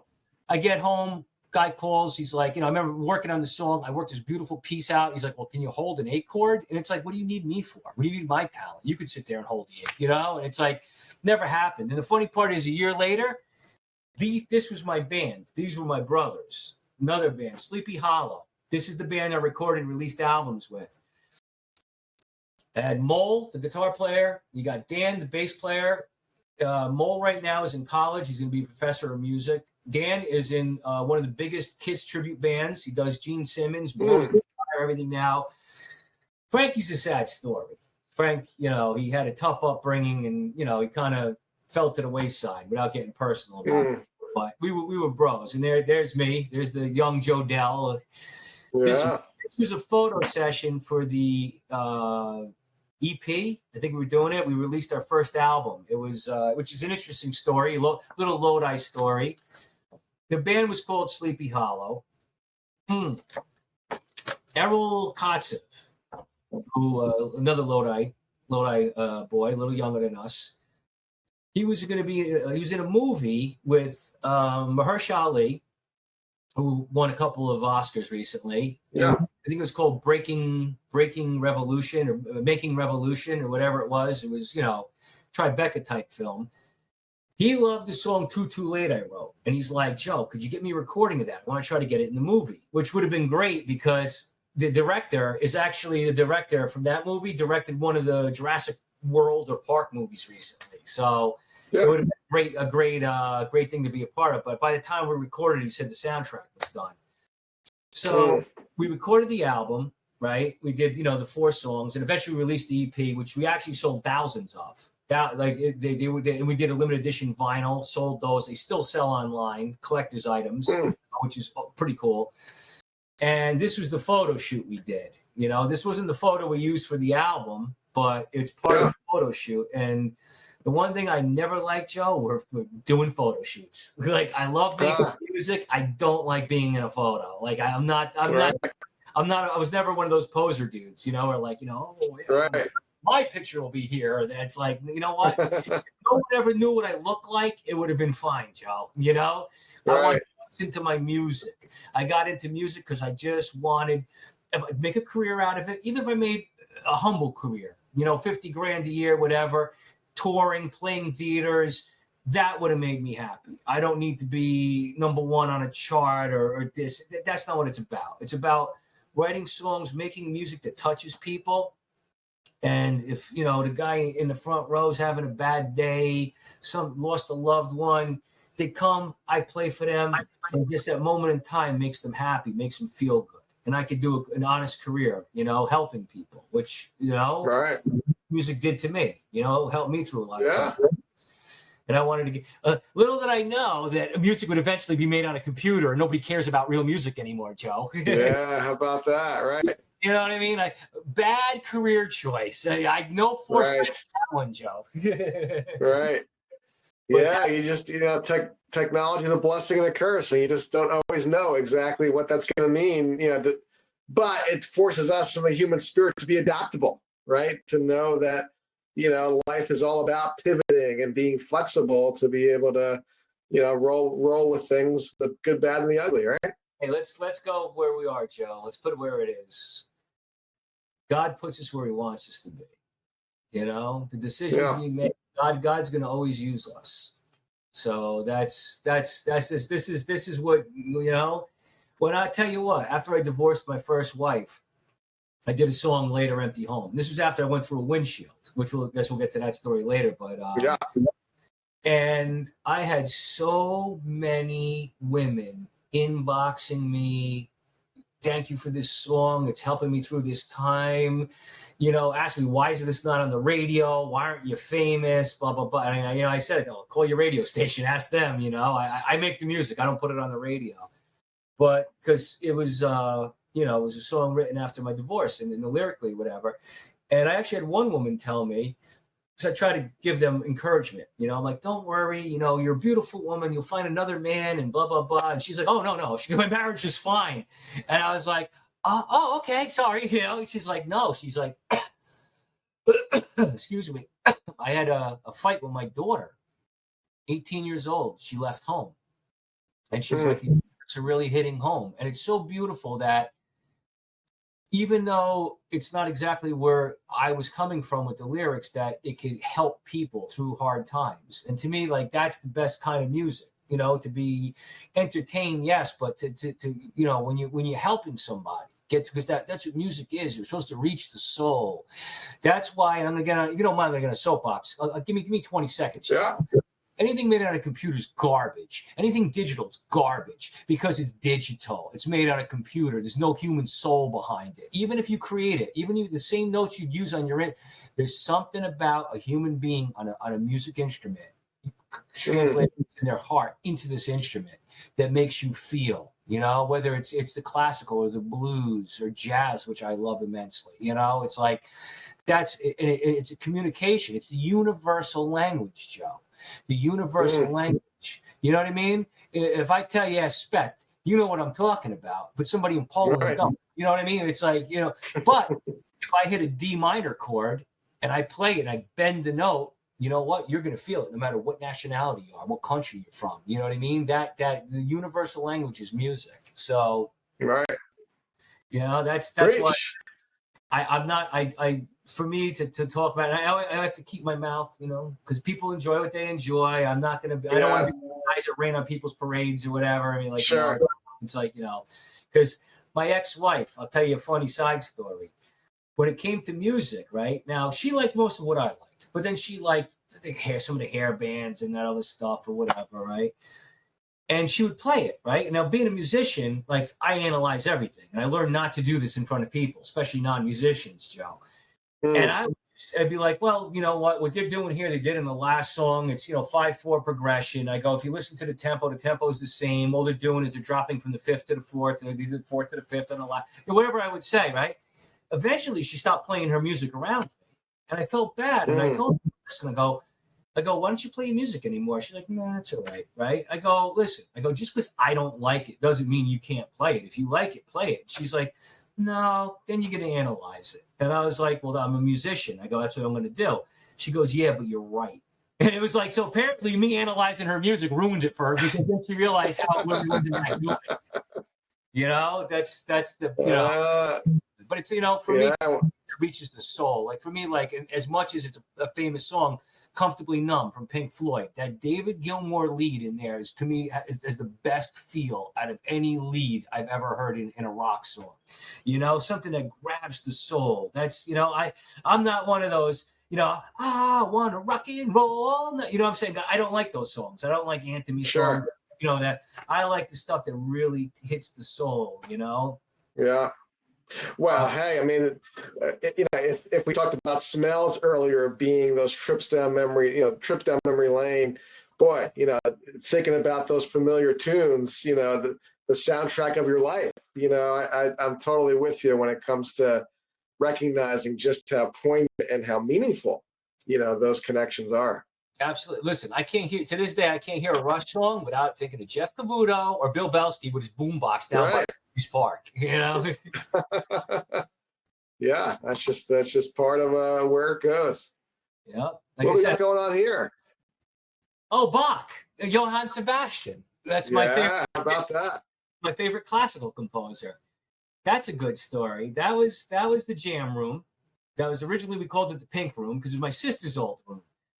After my sister, God forbid, after my mother had passed away, my sister secretly hooked up with Big Al. Now, people probably remember Big Al from back in the day. He was one of the Reese Park boys. He came in around 85 or so, I think it was, and became close friends. And apparently my sister had a crush on him all along that I was never allowed to know about, Joe. And yeah, so I remember, I think him giving me, like we went to a Rolling Stones concert together, me, my sister, and Big Al, however it worked out. And she liked him, and I guess he liked her, apparently, because they've been married for like 27 years or whatever it is now. At the time, they kept it under wraps. Me and my father had no idea she was dating Big Al.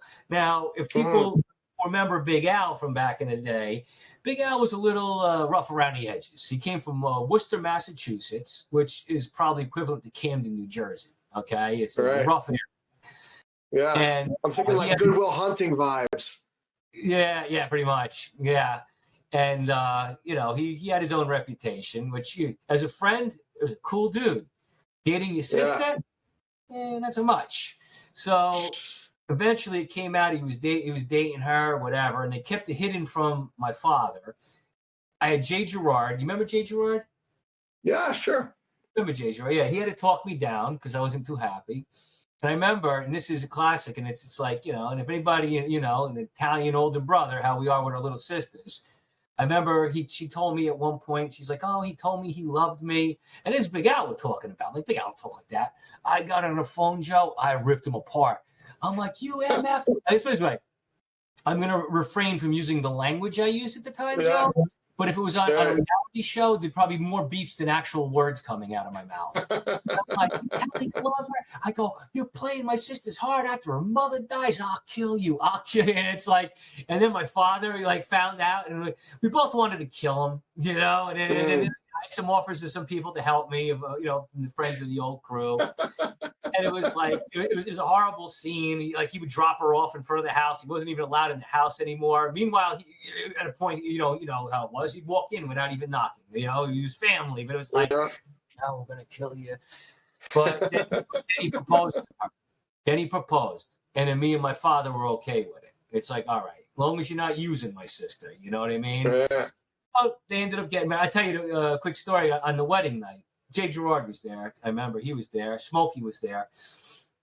And it was a small wedding because, we didn't have much money. What happened was my mother had cancer. Father went broke. I mean, the bills and all. I mean, anybody who's, God forbid, been a part, they know what the bills are like. Sure. And so small little wedding, not as many people that they would like to have. So I was the best man, this and that. So the day of the wedding, right? Nighttime, they're getting ready to leave, go to the hotel, honeymoon. It was at Disney World or whatever. I go up to Big Al, grab him by the arms, I look at his face. I go, Big Al, do you remember the scene from The Godfather when Sonny beats the ass out of Carlo in the street after hitting, Talia Shah, Connie? Right. He's like, yeah. I go, you do anything to hurt my sister, that's going to happen to you. He looks at me and goes, I know, Del. I gave him a big hug and I go, welcome to the family. That's right. That's right. Little rite of passage, huh? Yeah. But he's been good. I told him, all kidding aside, I go, the way you've been to my sister and my nephews, I go, 100% proud of you. Happy with everything you did. I said, the only thing that upsets me is you got them halfway through the country. They're in Nebraska now. You know, I wish you would have had them in Jersey so I spend more time with my family, you know? Yeah. It's not to be taken for granted, huh? Well, don't change. We're going to lead to this picture now. So what happened was, back up, Joe, back up. We don't want that one yet. We'll go back. I'll finish the story with the thing. So that was the jam room. So what happened was, there we go. Happier times. So with the other one, and then we're going to get to the dark. This was what happened was, so now my sister moved out. So now, of course, I'm playing keys. I'm doing what I'm doing, all that, right? So now, of course, the bell goes in. I'm like, I could turn her room into the jam room. That's perfect. Because I'm a player, Joe, And a quick side story, if anybody's ever picked up a real keyboard, not a Casio, you know what it's like to lug this stuff around. My drummer once, he was helping at a gig, Noodles. He comes and he grabs my 88 key. He's like, I'll get it for you. He picks it, goes to pick it. He goes, holy cow, this is heavy. I'm like, yeah, it's heavy. I'm like, why would you expect it to be light? So I was like, this is great. I can have the jam room at my house. That way I don't got to keep moving my keyboards in and out, So we set it up, whatever. So one day, now I love Bach's pipe organ pieces, ever since the Toccata Infusion D minor, I love since I was a little kid. So I had the box set on CD, which is dating it. I put it in my boom box, smoked a little, and I'm like, I'm going to draw Bach on the side of this wall. So I drew, I guess, I'm 6 foot tall. So that's got to be about what? I'd say about 8 foot, an 8 foot high portrait of Bach on the wall. And I remember showing my father, which if I bumped into the wall at one point, he would go nuts. And it's like after my mother passed, I guess he didn't care. I brought him in, Pops, I want to show you something. He looks at it, he goes, oh, nice. And he walks out. And I was like, yeah, Pops is gone. But I got away with it. Yeah, there it is. That 9 foot drawing of Bach on the side of the wall. But that became the jam room. That's where all the music was created and rehearsed that I did with Sleepy Hollow and Spectrum Green. So that was nice. That was that. That was there you go. And like I said, the fun gigs. We headlined Woodstock one year with the band Sleepy Hollow. We got it the next year closed down, which was depressing because we were too loud the year before. Woodstock. The neighbors complaining at Woodstock, Joe, because we were too loud. Yeah, how about that? And headlined the Limelight, the famous club in New York City. We did release 4 albums. We did the EP, Going Over. The last one we did was Legend. We did Bob Both, who engineered James Brown. 20 songs, like the most musical, how would you say, ambitious album I think you'll ever find. Yeah. They weren't jams. They weren't, pop song. I mean, these were like really complex pieces of music we did, but we had the Dutch Progressive Rock Pages that year review it, and they gave us a 9 out of 10, and the guy said it was one of his top 5 of that year. Beautiful review. So that was, that was the Sleepy Hollow. And now you can skip to the next picture, Joe, which is there we go. Where everything goes downhill, Joe. Right. There we go. There's me in the Halo vest, Joe. Yeah, tell us the story, huh? We got stories, Joe. We got stories. So let's lead into this one. At this point in time, Sleepy Hollow had broken up. I was freelancing. So I got a phone call from a good friend of mine, a brother, Pat Gesualdo, who does the dad program. Called me up. He's like, yeah, he goes, I see you're available on, keyboards. And I was like, yeah. I go, I did an album, whatever. He goes, I can't believe you're available. I've been waiting 2 years to get my hands on you. And I was like, really? He's like, yeah. And I was like, I'm not going to go through the whole conversation, but I said, you know, well, pretty much why? He goes, because you're probably the best keyboard player in rock in the new millennium. And I was like, thanks, I appreciate it. So I was supposed to help him with this project. It was his ancestor is Carlo Gesualdo, an Italian composer, and they were going to do a rock thing based around his classical music and such. And we were going to do a 2-year world tour. Right, this is my big break, you know. Where hey, man, you know, 2-year world tour, it'd be awesome, you know, see the whole world, play, finally do what I've been trying to do. And he sent me the sheet music on a Wednesday. I started transposing. It was like 3 violins, you know. I'm transposing this, you know, for a rock group or whatever on sheet music. And that Sunday, now, even at this point in time, I'd start going back to church. I'm going to tell, we're going to go down. And I said, you know, I want to go down. And it's not religious. My stories aren't religious. I'm not going to, you know, it's not going to be like, you know, preachy, talky stuff. This is just my testimony. So I gave my life to Jesus at the age of 8. I was tricked into it, Joe. I was, you know, the sales pitch sounded, give your life to Jesus, and you know, and you'll have him, and he's your savior. You're going to heaven, and everything's gonna be great. And it's just like, never did I, you know, you weren't taught then, like, yeah, you know, once you do, you got a bullseye on your back that the devil's got his you know, his gun pointed at, you know. So, you know, I went to church, you know, for a little bit, you know, after my mother passed, went back to the church she went to for a little bit. I got baptized, you know, not the Catholic baptism. This is a different type where you choose to, and you know, and, you know, then I stopped going again, you know, I just, you know, then I kind of, you know, not because I didn't want to, I just stopped, you know, I was life and all that. So a friend of mine, my friend Dominic, you know, he's his testimony, I'll give it quick because it's a great story. He's not a religious guy at all, biker dude, you know, rode with really some hardcore dudes. His mom has MS, right? At the time, she collapsed in a parking lot. The doctor said she'll never walk again. The MS is too advanced. Friend of ours, Jeff, told him, he goes, listen, he goes, come to church with me. And this ain't no big corporate church. This was like a little building in Sparta, Jersey, you know, 12 people, whatever. He goes, we're going to pray for your mother. We'll get her walking again, right? Now, I know Dom. I saw the transition of this guy. He was, you know, he wasn't no goody two-shoes, put it that way. He told me the story. He said, he goes, the doctor said they can't do anything. He goes, I figured it can't hurt. We'll go with him. They went there. They prayed for his mother. He got home from church that Sunday, and his mother was walking, making food. He's like, Mom, what are you doing? Making lunch.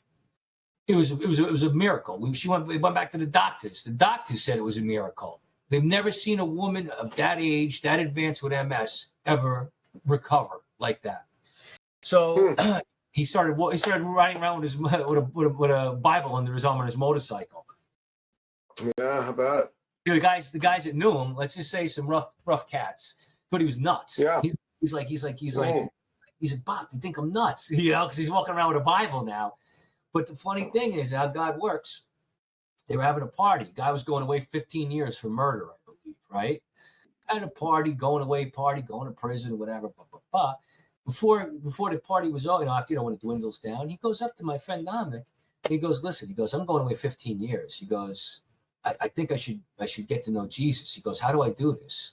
So this is how God works. You know what I mean? He doesn't take the self-righteous and put them on a pedestal just to, you know, to glorify. No. He takes the guys like that and transitions them into saved people and uses them to reach others. So that being said, now, he told me about the church, you know, and this is why it's leading up to this story. This is. So now he's trying to get me to go. And this is Sparta. It's an hour ride from Lodi. I was still living in Lodi. Yeah. Right? He kept telling me, come on, you got to come to church. You understand? It's different. This pastor has a special connection. And blah, blah, blah. Yeah, I'll go. I blew him off for like a year, Joe. You know, like, when this happens, blah, blah, blah. Finally, I'm just like, you know what? All right, I'll come up, right? I go up there. This guy, Pastor Joe, God rest, he's passed.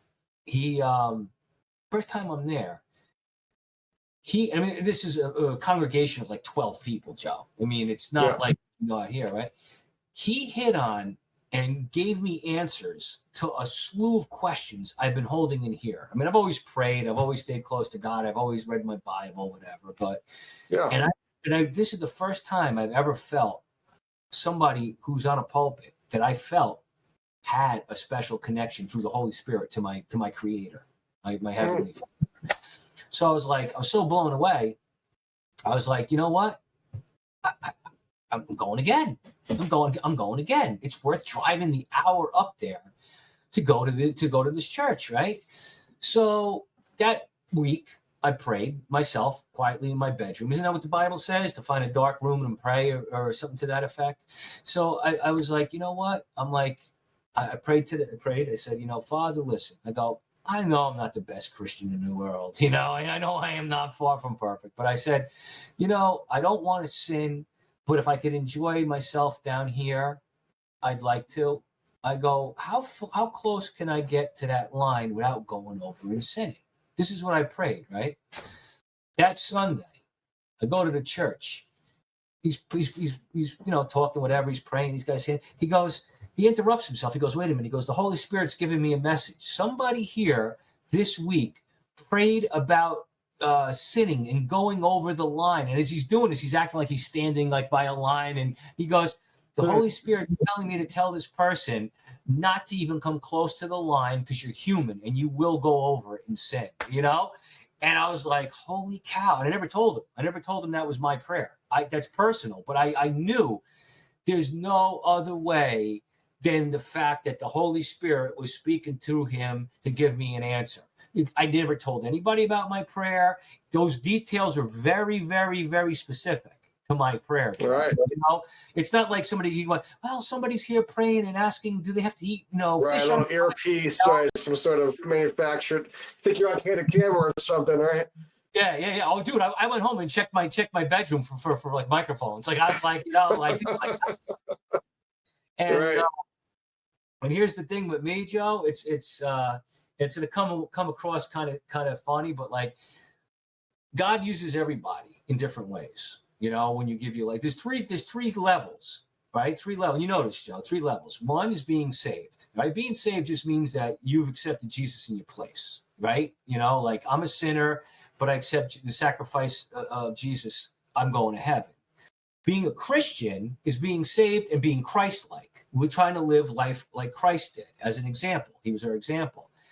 But giving your life to Jesus is a whole different thing, where you're saying, I'm not living for myself anymore, Father. Use me the way, because we have free will. God doesn't force anything on us, Sure. And the thing is, you learn, once you do that, there's no turning back. You don't say no to God. See, the Bible's great because there's a story for everything in there. My friend Dominic, when he started reading, he's like, Bob, he goes, anything you could experience in life, he goes, there's an example in this book. And I'm like, yeah, I know. I mean, and the best I like to use is Jonah, right? Jonah goes, I'm not going to Nineveh. I'm going on a boat. I'm getting out of here. That didn't work out too well, did it for him, Joe? When God has a purpose for you, he's going to do it. Yeah. And I'm going to tell you a special side story here. Now, I'm going to talk about, it's like your faith, your this, that. Listen, I've witnessed miracles, Joe. This isn't like I give these testimonies. This is real. And this is the one thing which is, I'm glad. I've always been an honest person. I've always been real. And Frank Carbonetti said it to Chris Grant once. He said, he goes, Frank said it. He goes, you can't count on much. The one thing you count on, Joe Dell. He goes, that guy's never going to change, So the fact that, if I make up a story, I'll tell you later it was, because I did it for entertainment. I don't lie. I don't make up. I don't exaggerate. I've never been like that. So when I tell these stories, I'm not making these up. I went once. I was doing a business transaction. I met some guy in Clifton, right? I get there, and he's looking around. This is when I started going back to this church. I was getting real close to the good Lord at this point, He's looking around. His name was George. I go, George, what's the matter? He goes, I lost my wallet. I go, that's got to be somewhere, right? And he goes, no. He's checking his garage, whatever. He gets in his car. He's flipping out his pockets, this and that, right? His visor, armrest, and all this. It's like, I got to go back to the UPS store. He goes, I got to find my wallet. And it's like, middle of January. I was kind of sick at the time. I go, all right, come on, George, I'll take the ride with you. He goes, you sure? I'm like, yeah, come on, let's take the ride. Get in the car, we're going down Crooks Avenue in Clifton, right? So as we're driving, now meanwhile, we're in the car, I'm flipping everything because I want the guy to find his wallet. One, because I feel bad for him, and two, I want to get home, you know? So I'm like, visor, this, that, but couldn't find it. Wallet was in the Joe. Wallet was nowhere, Joe. We're driving down Crooks. I say a little prayer. I'm like, Heavenly Father, I go, please let George find his wallet. Amen. That's it. George goes, oh, God, please let me find my wallet. I look over at him. I go, you know what? You're going to find your wallet. I just said a prayer for you. And the Bible says 2 or more, right? He's there. I look at the street because when you're driving, you always make sure, because you like to keep your eyes on the road to make sure nothing bad's going to happen. Yeah. And I look at the road, I look back at him. The wallet's leaning against his leg, right by his knee on the seat. I gently pick it up. I go, George, is this your wallet? His eyes light up. Where did you find it? I go, it's leaning against your leg. I go, that's a miracle. I got goosebumps telling it. I told him, I go, that's a miracle. That's a true. I go, don't discount this. I go, we both prayed. I go, that wallet was and there was nowhere logically it could have came from. We checked everywhere. Even if it was in his pocket, which I saw him check, there's no way it could have landed there. And in the time I went like this and like this, it was a miracle, a small one. I mean, I'd say up there with the wine to water thing, but it was a miracle, And he's like, then he opens up to me. This is where you learn more. It gets deeper. He goes, my mother just came to me last week and said, George, start going to church with me again, please. Right? And he goes, let me see, Ma. And he goes, I prayed to God. He told me he prayed to God. Let me see Jesus. Let me see a miracle. And I told him, I go, George, don't get greedy. You're not going to see Jesus. I go, we all want to see Jesus. He ain't coming back, right? Because if he did come back, it'd be make a Bible. It'd be make a lie of the Bible, because it says he will not return until he comes back when it's time. And he goes, and I told him, I go, he goes, but he said, he prayed, if you give me the miracle or whatever, so I know to go back to church with my mother. And I said, I go, George, I go, there's your miracle. I go to church with your mother. So this is the kind of things that I experience, but this is the way the good Lord works, And I'm going to tell a heavy story, Joe.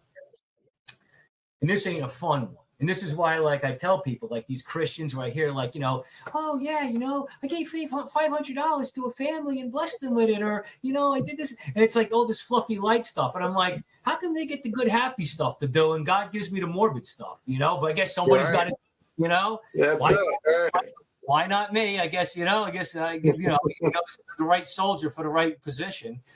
But there was one guy, right? Now, you remember the post office in Lodi? Yeah. Across from the Burger King, right? Yeah. So I'm going there. I'm doing shipping with it. I was doing, eBay at one point, right? So I'm going to ship something. They had the 15-minute parking, right? So there's some guy, see him sitting in the car. So I'm sitting there waiting for him to move. It's a 15-minute parking, right? Excuse me. And I go, kind of go up to him. I go, excuse me, sir. I go, it's 15-minute parking. I go, you going to move soon? I'll move when I'm damn good and ready. Go F yourself. Now, the interesting thing was he had one of those little Christian fishies on the back of his car. And I was taken aback. I was like, I didn't expect that. So I was like, all right. So another car pulled in, whatever. I go inside, do my business. I come out. He comes walking up to me. He comes and shakes my hand. He goes, listen, I'm so sorry. He goes, I just got back here. To Jersey, I got to get used to it again. He goes, I shouldn't have said that.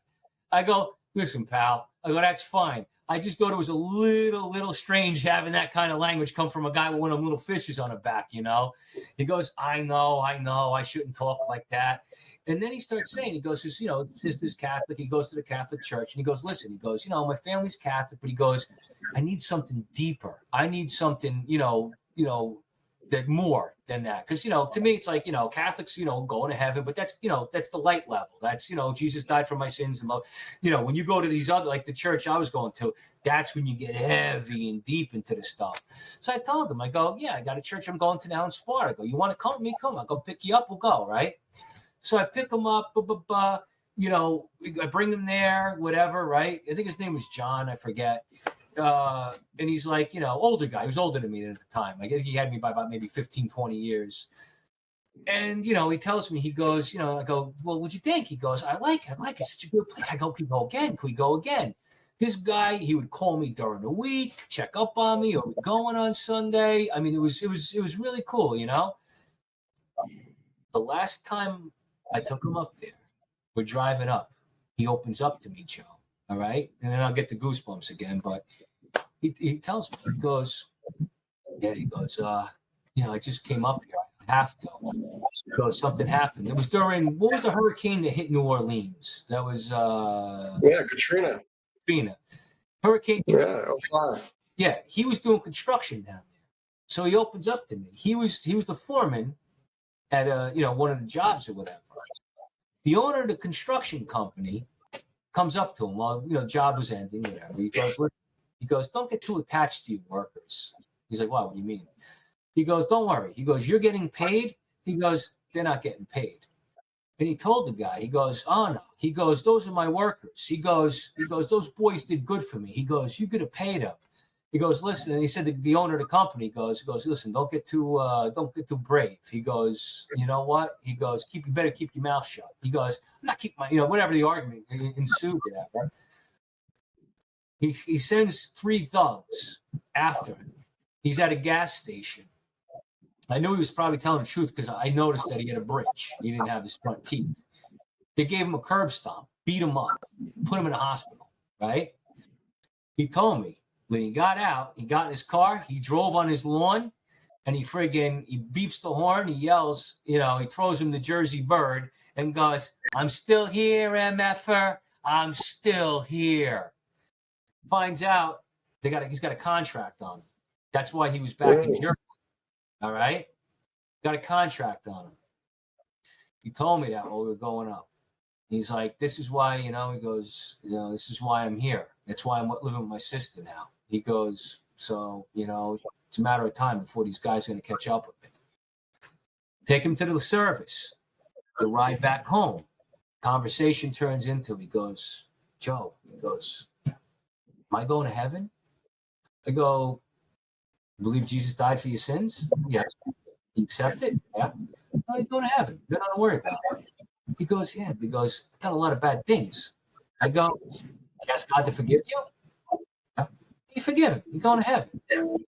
After that, Joe, never heard from him again. Never heard from him again, Joe. Never saw him again. Nothing. I don't know. How about that? So it was like, and I used to get teary-eyed when I told the story because it was like God put him in my life before it was his time because of that reason.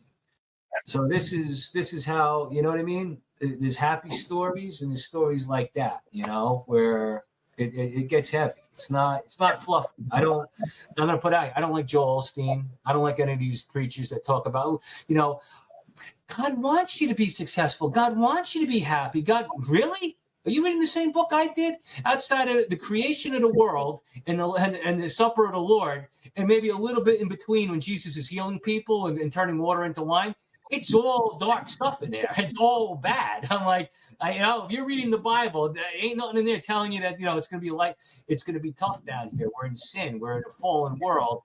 When Jesus comes back, we get to live in eternity. That's going to be the happy life. Not now. So let's look at this photo. Yeah. So eventually, the one, and I don't want to. We're gonna bring up. It's gonna get dark, Joe. But the Pastor Joe stepped down from the pulpit, and the reason why he stepped down was because of a Joel Osteen. He thought he was failing in the Lord. Now, meanwhile, as an outsider, I saw the connection he had. No human being I ever knew had a connection like this dude had with the Lord. But he stepped down because they were not blowing up into a mega church. Like he thought that's what was. Meanwhile, we know that's all fake. That's the wolves in sheep clothing. Those are the ones that preached in their name, but he never knew. We know that. He didn't see it. He thought he was a failure. He stepped down, and all of a sudden you saw the detachment of the Holy Spirit from this man. And this man who I admired, now as he stepped down, I saw as a broken man who's sad. I'm not going to go into details. Just, I'm going to leave it at that. Sure. So I ended up going to another church, okay, Journey Church, and then I eventually started going to a church around here. All right, because it was like the reason why I was going for that long ride was because of that experience. So now I'm at this, local church they call non-denominational, where everybody, goes for the one reason or whatever. So I'm sitting there one day. Now look at the life I live, Joe. I have never gotten anything I've ever wanted out of life at this point. I've had nothing but tragedy, lost a lot of the people I loved, it's been a hard road. So I was in church that day and I was praying to the Lord. I said, you know what? And the people were coming up trying to talk to me. And I was like really, really heavy in with this. And I told him, I go, listen, I'm not being rude. I go, I'm going to tell you right now, if you try talking to me, I'm not going to be paying attention to you because I'm focused on something right now. I'm busy trying to communicate with my heavenly Father. And everybody was so kind, like, no, I understand, Joe, it's okay. And I was praying that. I go, Father, pretty much, I was saying, show me heaven exists. Show me my loved ones that are waiting for me. Show me it's not a fairy tale to make me feel better when I lose a loved one. And show me that it's worth going through what we go through down here to get to this kingdom your son spoke of. Because, life at this point was getting real heavy on me, Joe. And me since I was a kid. I was the lighthearted one, the jokester, the one who, let things roll off. But this is, things were piling. And that's all I was saying. 4 hours later, I was hit in a car accident. I was driving down St. Charles. I was driving down Charles Street. Some girl, apparently, from what I've known, because Joe Quattrone and Dave Esposito were the police that were there at the time. Frankie, my buddy. I think he was the first. And the girl apparently went 60 miles per hour down Westervelt. Ironically, where I used to live. I was living at Westminster at the time. As I went down Charles, she T-boned my caddy. And the caddy was getting to the tree, wrapped around the tree, and my head went through the window. They had to tear the door off out. I think I put a picture of the car in. I don't know if I did or didn't, but this is where I ended up. This is it. When I got hit, all I lost was 4 hours of memory. Even the doctor, Pastor Joe at the time, told me I should have lost 24 to 48 hours of memory. I asked my doctor. He goes, yeah, you should have. I was in ICU with brain damage. That's how bad I was laid up. I lost 4 hours. I remember being in church, asking God those questions. And the next thing I remember is seeing everybody who died visiting me in the hospital, Joe. I saw my mother, my father, friends, and family. I remember being in the bed, laying in the bed, and they were coming up to me one by one. It was an ocean of faces. Their lips didn't move, but they were like, hey, Joe, good to see you, Joe. And I remember everybody looked 23 years old. It was all peace, all love, the most beautiful experience. I got an answer to my question. I don't have any recollection in between both of that. When I was in that transitional state, I came out of it. I was blind. I couldn't even see. I saw black. And I heard a doctor say, he broke his neck. He broke his too. I said, Doc, if I'm going to be paralyzed, let me die. Because I knew it was waiting. You know what I mean? I'm like, dude, I'm not going to be down here in a wheelchair when meanwhile I got this waiting for me? No. And he says, you're not going to be paralyzed. I said, Doc, if I'm going to be paralyzed, let me die. He goes, you're not going to be paralyzed. And then after he said that, I went back to seeing everybody again, visiting me.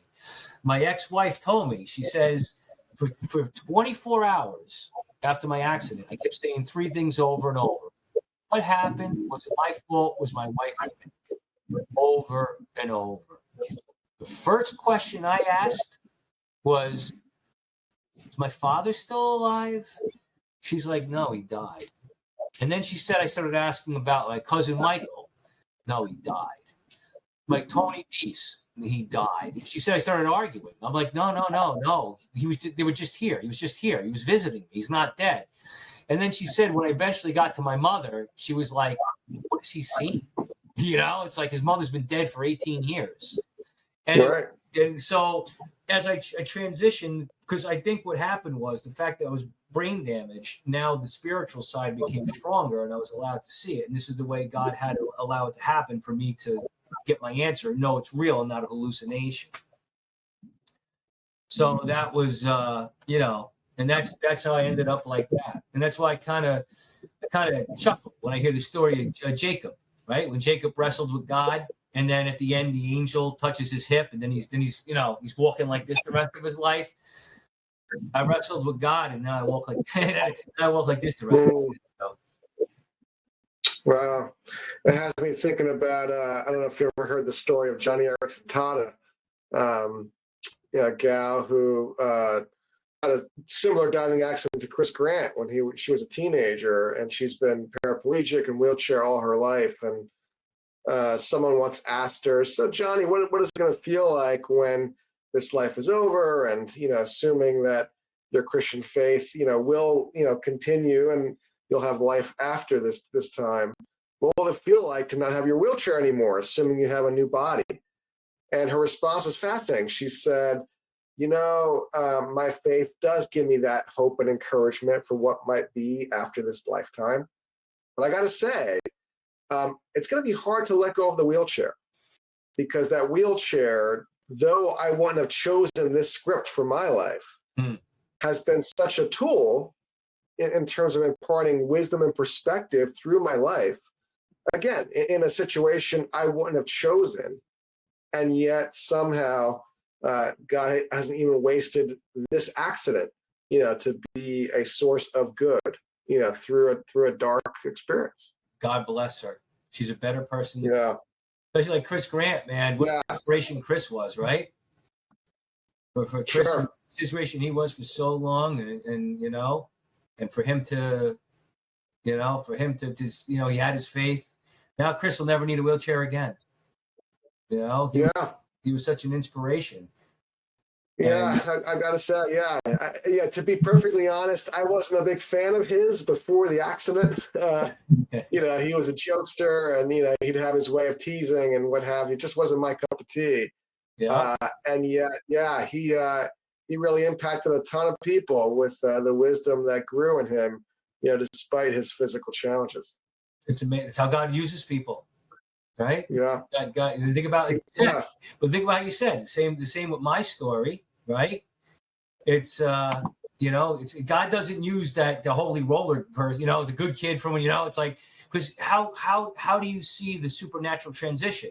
It's when he takes the like you said, the character, and then all of a sudden the character is being utilized for his good, and then it truly comes from the Lord. I made the news. Well. Well, Joe, and we happen to share a Christian faith in that regard. But I got to say, to me, it's no accident that, even among, non-religious or other religious, traditions, it's no accident that there's this sense that the good life comes in not just being about yourself, but having that view to other people that you've been blessed, right? And you have the responsibility to see life for what it is and hopefully value the right things. And then as you then turn to others and wanting to be a source of good that way, it comes back to you. It's a tremendous timeless paradox, right? That the best thing you could do for yourself is to be someone who's genuinely looking out for others around you. Well, and you said God will use you when it's. I'll tell you another quick side story, which is this is the stuff where and this is my personal experiences. Like I said, Christianity is a hard sell, Joe. Now, for me personally, I believe the Bible to be true because I think every word in there is mint. I think as a storybook, it's awful, right? Like nobody would write a book the way the Bible's written if it's meant to be a storybook, But that and the prophecies, we could do another whole thing on that. We'll save that for. But it's like the thing is, my personal experiences only tells me that it's true. And I'll tell you one, a great one. At an Iron Maiden show, my ex and I went to go to an Iron Maiden concert. Sick as a dog. I think I had a sinus infection or whatever. I felt like crap. I went there because, we had tickets. We go in, go to the show, walk out. I'm just like, when you sit, oh, God, I can't wait to get home, dude. I got to go to sleep, All of a sudden, now, Chuck, this is weird. Now, the old IZOD, what was it, about 12, 15,000 people in that place? Some dude out of the crowd comes running up to me, He goes, I know you're the person I have to ask. God, God wants you to tell me something about blah, blah, blah, this and that. Joe, like this, I felt like I wasn't sick, Joe. I felt like perfectly healthy. I don't remember what I said to the guy. I don't remember what it was. I was like, well, blah, blah, blah, blah, blah, blah, blah, blah. You felt like the Holy Spirit, like just all around me, just going, blah, blah, blah, blah, blah, blah, blah, this and that, blah, blah, blah. Oh, thank you so much. Thank you. I knew it. God sent me to you for a reason and blah, blah, blah. And, and then he leaves and all of a sudden, boop, I feel sick again. And that was it. Why would this guy pick me out of a group of 12,000 people just to run up to and ask about God? You know what I'm saying? Like, these are the things where there's no other explanation for these things. It's it's supernatural. And I'll tell you another story. Let's go back to the house. I got to tell you the last of those stories for now. We do that, Joe? Because it's relative to this. So now I'm going back to hold on a second. Yeah. We're at the old house.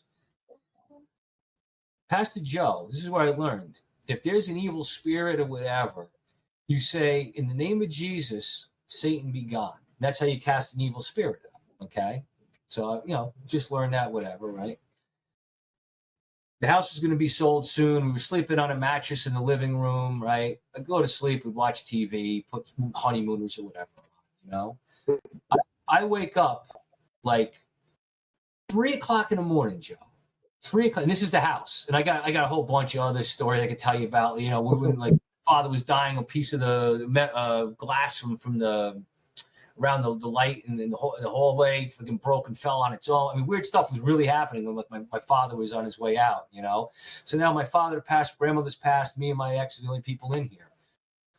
Wake up, perfectly lit room, living room, lit, TV's on, everything's on. I feel this weird evil spirit in the room, Joe. As I'm rolling over, I had the hairs in the back of my neck up. I say, in the name of Jesus, Satan be gone, as I'm rolling over. I saw this thing, Joe. It was black. It was like 5 foot long, maybe 3 foot high. It looked like what do you call it in outer space? The black hole. It looked like the absolute matter. It looked like it wasn't there. It looked like it was, And as I felt it, right, as I said it, it went over my ex. As it went over her, she started mumbling in her sleep, but it wasn't English. It sounded like she was like, and it's like, I got the goosebumps again. Dude. And after it wasn't over her anymore, she stopped talking. It went over me, went right through the wall. I didn't sleep the rest of the night, Joe. I think that was a purely evil entity, whatever it was. The next day, I ordered Alexander Scorby Reads the Bible. I still got the DVD. Every night that I spent there, the rest of the time, I went to sleep to that. I was like, whatever that was, I never want to see again. Right. Yeah, I tell you. One thing we can say is that as life goes on, you get humbled, right, in recognizing that there is reality around you that you can't quite explain. And all the way back to guys like Socrates, that the more you know, the more you realize you don't know, right? In terms of what is real and what isn't, right? Yeah, exactly, Joe. It's oh God, I feel like I know as little as possible now, more now than I ever did. When I was 15, I thought I knew everything. Right. So check out this shot here. Obviously, this is going back to now authoring the Going Over piece, huh? This was the book I wrote, which was highly successful, Joe. I think I sold 12 of them. Because what happened was, after my car accident, I had hand damage. I couldn't even play a keyboard. Okay, I could. But if I tried playing a keyboard, for 2 weeks, it felt like somebody was stabbing my hands with like knitting needles. Like it was immense pain. But I could type. So I was like, you know what I'm going to do? I'm gonna write a fictional story based around the album we did in 2003.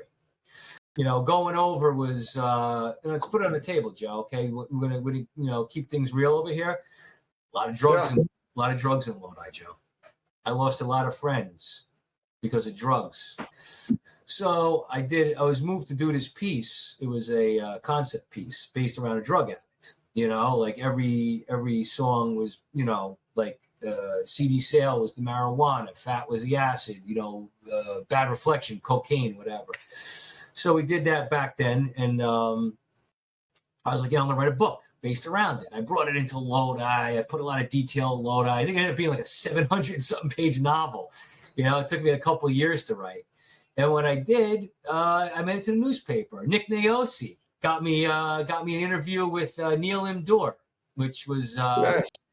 he was a sports writer for the New York Times, I believe, at one point, and he interviewed Muhammad Ali and Joe DiMaggio. So it was pretty cool being interviewed by him. So I think this I think was the local one. This was the Shopper, whatever they got now. Yeah. And they, I told them about my book and what happened with the accident. They were interested, so they did a, newspaper article on me, and so we did the book, and kind of fell flat afterwards, but it was good fun, Joe. It's good fun. Nothing else cathartic and therapeutic to still share your story, right? Well, I still got people asking about the book. I mean, the company that was making it went under, so who knows? It might get printed again, Joe. I still got. It's some going over to falling under. Yeah, under, all right. But so yeah, this was after the book was written, released, and we had good fun with that. And soon after, is there anything after that? Oh, we got. Oh yeah. That was because Tony Deese, the main character in the book, was based half of me and half from Tony. So it's kind of both our lives along. Like I would say, I think it was 60% fiction, not 60% nonfiction, 40% fiction. I think I did, and you got to make it more interesting or whatever. It was getting pitched to HarperCollins, but it never happened. So that was that. Right. Yeah, unfortunately, I'm the only one still alive in this photo. Wow. That was a good picture. Kind of makes us look like the Three Stooges of Lodi. Right. Tony, there you go. Mike Pigeon Brand on the right, but we were very tight, back in the day, which kind of sums up my life. Yeah, 2-foot joint and the Last Supper, right, in one photo. Right. Yeah, right. There you go. Right, the hybrid. Yeah, that's me and the missus. That's that's the new wife. Me and Laura. So tell us the story. How did you move on from the divorce to now be with Laura? Well, Laura used to bully me in grammar school. Oh my God! Really? I'm doing an interview here.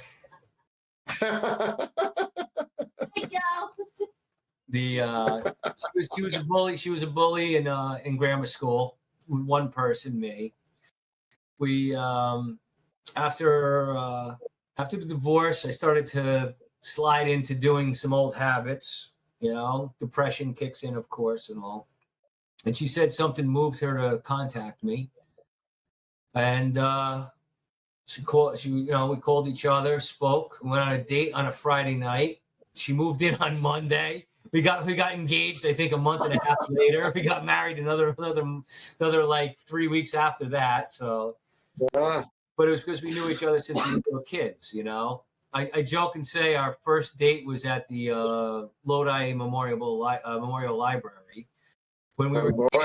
I don't remember how old we were. I think I was 5. Smokey was probably 5 or 6, and her brother was 2. My sister was 3. We were little. Because when we were kids, they would have these things at the Lodi Library where they'd play movies and stuff. So my mother and her mother, whatever, brought us there. And I joke, I said our first date was at the movies. We saw Abbott and Costello Stein together.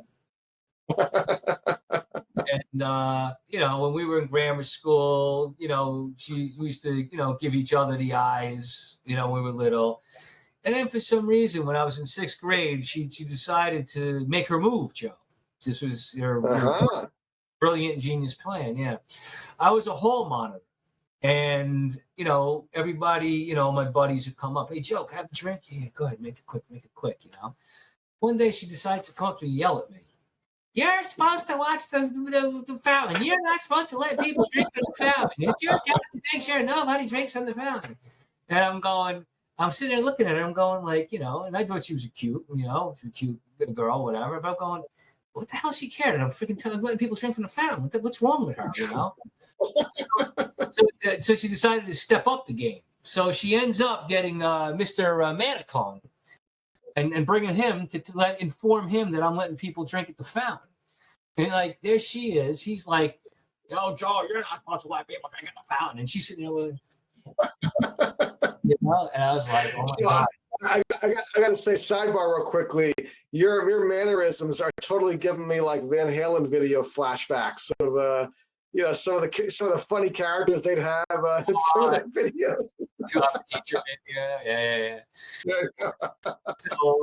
So to make a long story longer, so now so she's after that I was like she came up to me the next day and she's like trying to talk to me and I'm giving her as they call it today ghosting her.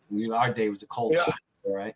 And she's like, why won't you talk to me? I go, because I don't like you. And then she stomped her foot and marched away, and that was that, And then then she made another. But she planted those seeds, What's that? She planted the seeds. Yeah, that's what she did. All right. So now go to middle school. Let's skip up to middle school, right? Next move, right? She got a little more inventive, a little less violent, I guess, right? So now we were playing football, right? It was me, Smokey, probably Jay Minetti, Bobby Collins, whoever, the neighborhood kids were there.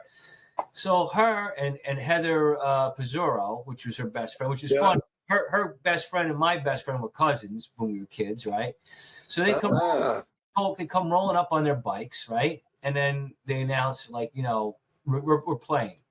And of course, the boys, we were like, middle school age, early. Oh, no girls, right? Right. And they're like, so then Heather disappears with Smokey because they're cousins. Smokey walks up, goes, come on, let him play. It's my cousin. And we're like, oh, like the game's ruined, right? It's like girls are playing. Can't tackle a girl. So finally we're playing. She gets the ball. She walks up to me under her arm. She goes, aren't you going to tackle me? I go, no. Oh, my gosh. Just go to the end zone. Now I'm thinking, because she already tattled on me about a year or two earlier, right? So now I'm thinking, like, now she's breaking my chops again. The boy tackles the girl, and he's gonna carry reputation to senior year in high school. Right? Joe, you can't win, right? Tackles girls, right? And then she informed me later, her plan was I was supposed to tackle her, and she was going to kiss me and tell me she likes me. All right? Best is we're telling her grandmother, God rest these stories. Her grandmother gives her this look of concern and goes, Laura, do you know how to write a note? Like she's trying to get inventive. It's like, simple note would have been fun. We've been at Lodi Pizza together. But then she said, I love it. I would hang out with her in the nurse's office when she, when we were seniors, me and you, Joe. She was a junior. Yeah. And I'd hang with her and she'd make cookies or whatever for me in foods class, and it was nice. It was a way to, So she had all that going on, but, nothing ever happened. But then so we ended up, that's why I married her so quick when people thought I was nuts, but it's like, I know who I'm marrying. And Joe, right. I know who I married. Oh, she has not changed at all. What do you know? You know you're supposed to put the recyclables out today too. It's your job to put the recyclables. It's the same girl from 30 years ago, Joe. Hey, not everyone has the luxury of having the childhood connection that way. That's a neat thing. That's cool. Our mothers know each other and all that. I remember the day after she told on me. It was the best was because we were kids. I told my mother, she told on me, and I'm leaving school, and my mother's talking to her mother.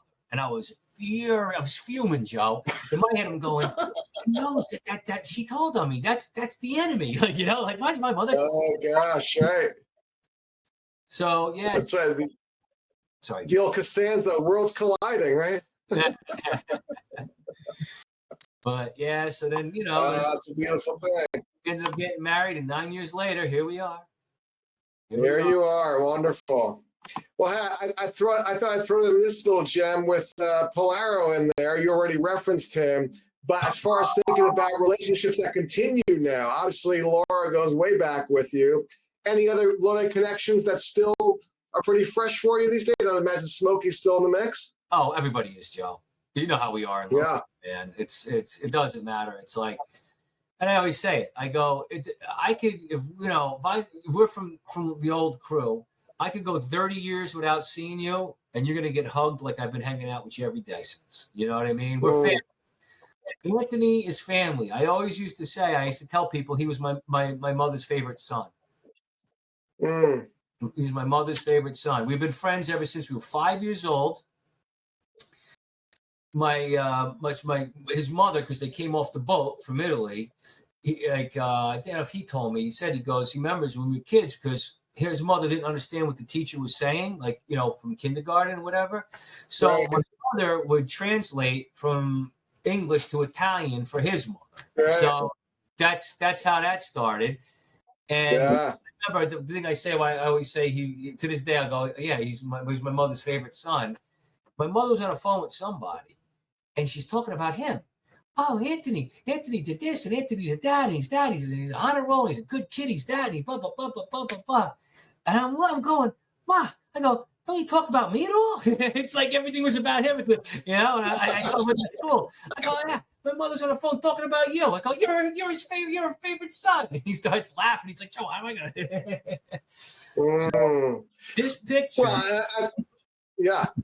Go ahead. I'm sorry, Joe. No, go ahead. Finish your thought on the picture. This is awesome. This means the world to me. Unfortunately, the gentleman to the left, Anthony, never ended on the track. Okay. But what I did was I wrote 2 songs because Big Al, like his thing was he thinks that I needed a good singer on my songs. He goes, Dell, not you guys weren't bad, but he goes, I think if you could, if you had like a really like a professional singer, he goes, you'd have hit songs or whatever, right? So he goes, write 2 songs and I'll pay Hawk to sing them. Hawk's a friend of mine who's a professional singer and very, very good singer. That's his gig. So I wrote 2 songs. One of them was called Caught in the Web. It's not even released. I'm keeping it in the can because I'm saving it because I'm going to pitch this one, So I contact Anthony, right? Antonino. And I said, I got a song I need drums on, you in? And he goes, yeah, sure. So we set it up. Right, what you're looking at right now is the studio. That's Bob Both, all right? James Brown's engineer. That's his personal studio, which he's phenomenal engineer. So me and Anthony, he worked on the song. We came down to the studio, and I thought it would be so cool because I started my first band with him in 1985. And to think, and this was last year. This was around this time last year. So what is it, 36 years later? Wait, 85, right? 36 years after starting our first band together, we're going to be a track together. And he laid the drums down. I did the keys. Eventually, we got somebody else, a friend of mine, to do guitar, John Zambri, Soldier, who I started my first band, my first real band with, not the one with me and Bob. He sounded horrible, and but and so I have a little of my history here, which I think is pretty cool. My bros, and they came together. So we got that. It's in the can. It isn't released yet, so you're gonna have to wait on that one. But that's right. What it is, and it was so nice for me and Anthony to lay a track down together, and hopefully soon it's going to come out because here's the plan: it's going to get pitched after a project that is coming out in a few weeks. I'm going to be on. What I did was I helped create this entity called the Metal Hall of Fame right now. Yeah. I saw that on Facebook. Hey, Joe, can I let me propose this. Sure. I got to take a little bathroom break. Now we're officially like in Joe Rogan territory in terms of marathon conversations. Vinny has been officially bumped. You're now in the leaderboard as far as the longest interview. Let me take a quick break. That was going to happen. I should have known that out of the gate here. So yeah, let's pick up where we left off in the Metal Hall of Fame, and then kind of bring it for a landing in terms of thinking about life 30 years later, on the cusp of 50 years old. What's the next 50 years look like afterwards to kind of then steer where we go from here? But yes, no, give me a sec. I'll be back in a minute. All right, perfect. All right, so All now, right, and we're back.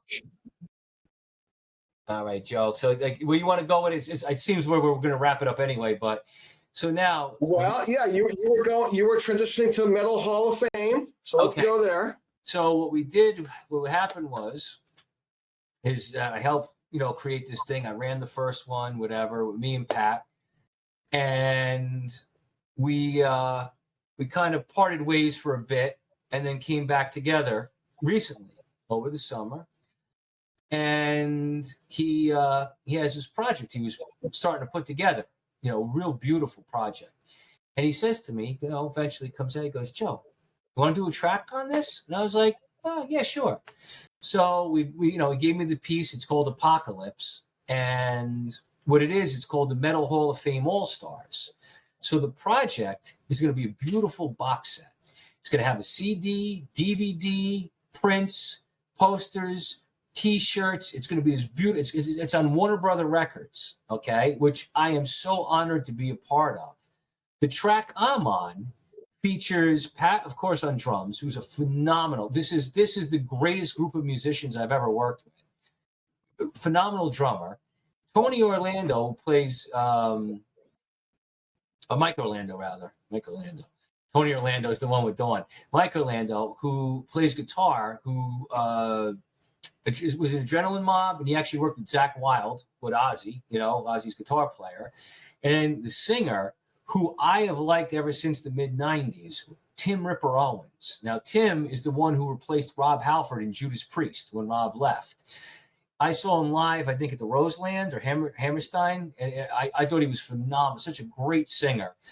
And this is the lineup for this track. Now, which is pretty cool because he's the one that, if you remember the movie Rockstar with Mark Wahlberg and Jennifer Aniston, they based it loosely after him. So he's the one on the vocals. And I got picked for this track, which is beautiful. So now there's going to be a slew of tracks on this thing. The DVD, okay, there's going to, these are the bands or members thereof that are going to be a part of this whole project, this whole box set. Black Sabbath, Deep Purple, Alice Cooper, Scorpions, Judas Priest, Iron Maiden, Metallica, Queensryche, Guns N' Roses, and Kiss. Okay, yeah, those lightweight bands. Exactly. I mean, it's like in one form or another, whether on the album or whether on the DVD. They, and other people too as well. You got Kerry King from Slayer. He's on the DVD. It's like we have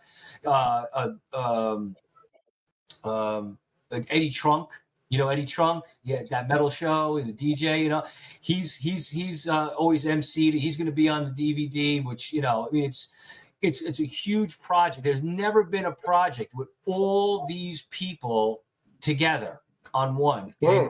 And I'm a part of it. And it's he's doing it for the DAD program, which is for disabled children, which is beautiful. And very cool.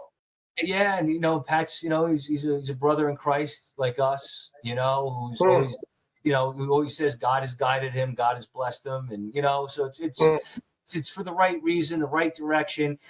And when this project is released and blows up, then that's where I'm going to pitch these songs. Like, what you're seeing there. It's like, I'm holding them in the can because they're two beautiful songs, about being addicted to the internet. And the other one, Hawk's song, is a Christian one. It's based around, being like, because my buddy Hawk, the singer, it was meant for him to sing, which was odd because he ended up getting sick.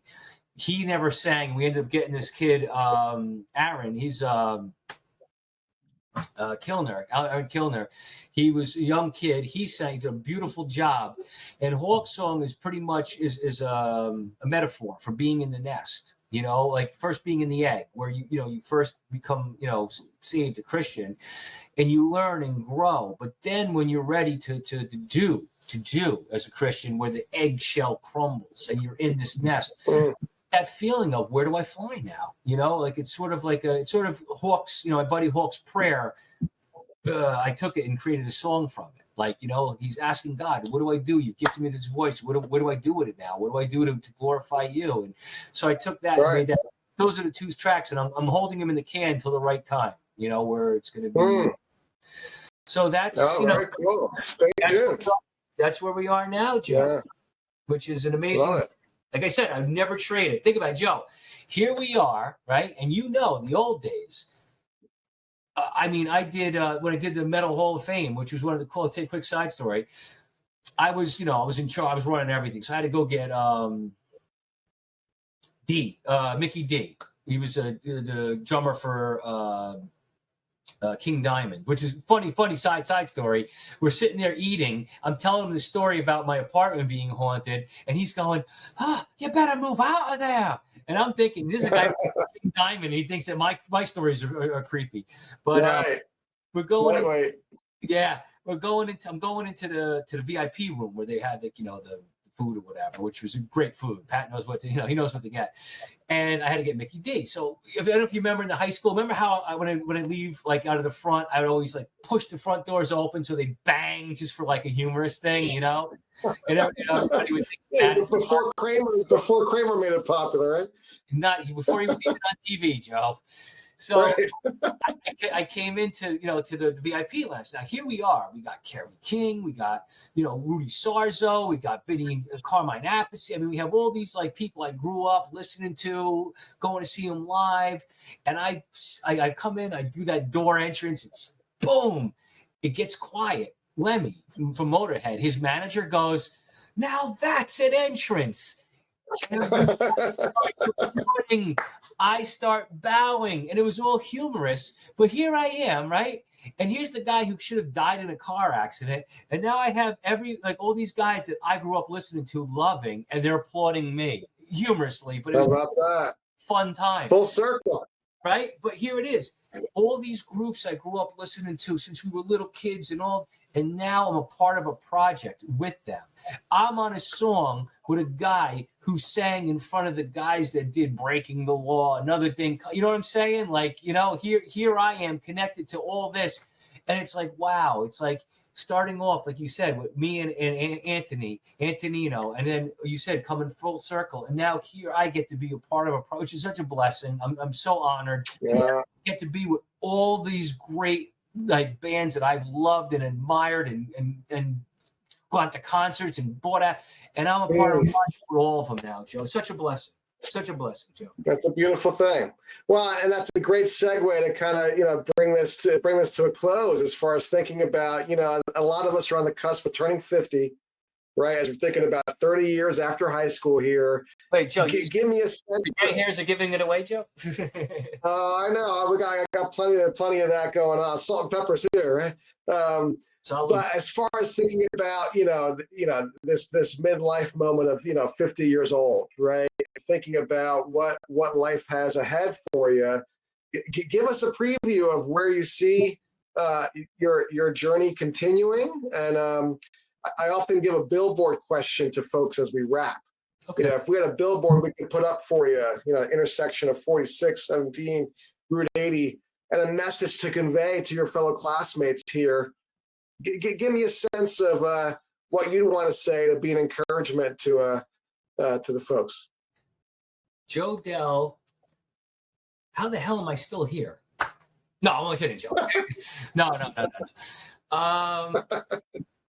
know. It's a tough one, because I'll tell you what. As far as me, first 50 years, I thank God for every one of them. I thank God for everybody in them, good, bad, and different. Sincerely mean it. Yeah. My buddies from Lodi, all of them, I love them all. I sincerely do. Just a great group of people. I wouldn't want to, because I sometimes I sit there and think, man, if I was brought up in California, I probably would have been in the industry early. I would have been famous. I would have did this.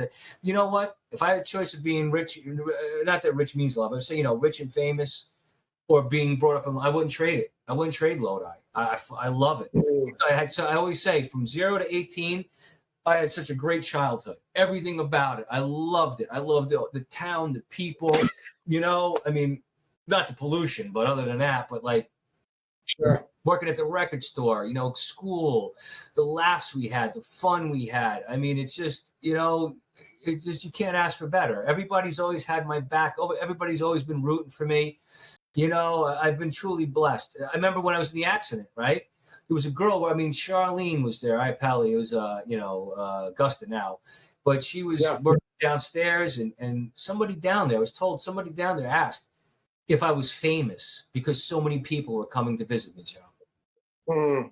That's Lodi. That just epitomizes Lodi together. And some of my good brothers and sisters outside of Lodi as well. But Joe, I've been truly blessed. I mean, if I had a point to say anybody, I would say just stay strong. Don't lose faith in God, and the best years are going to be coming soon.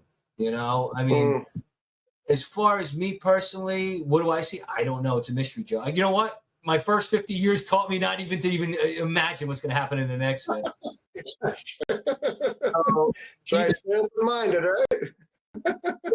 Either A, it's, God's going to have some amazing things planned, or B, and I think I'm going with B, Joe. I think Jesus is coming back pretty soon, Joe.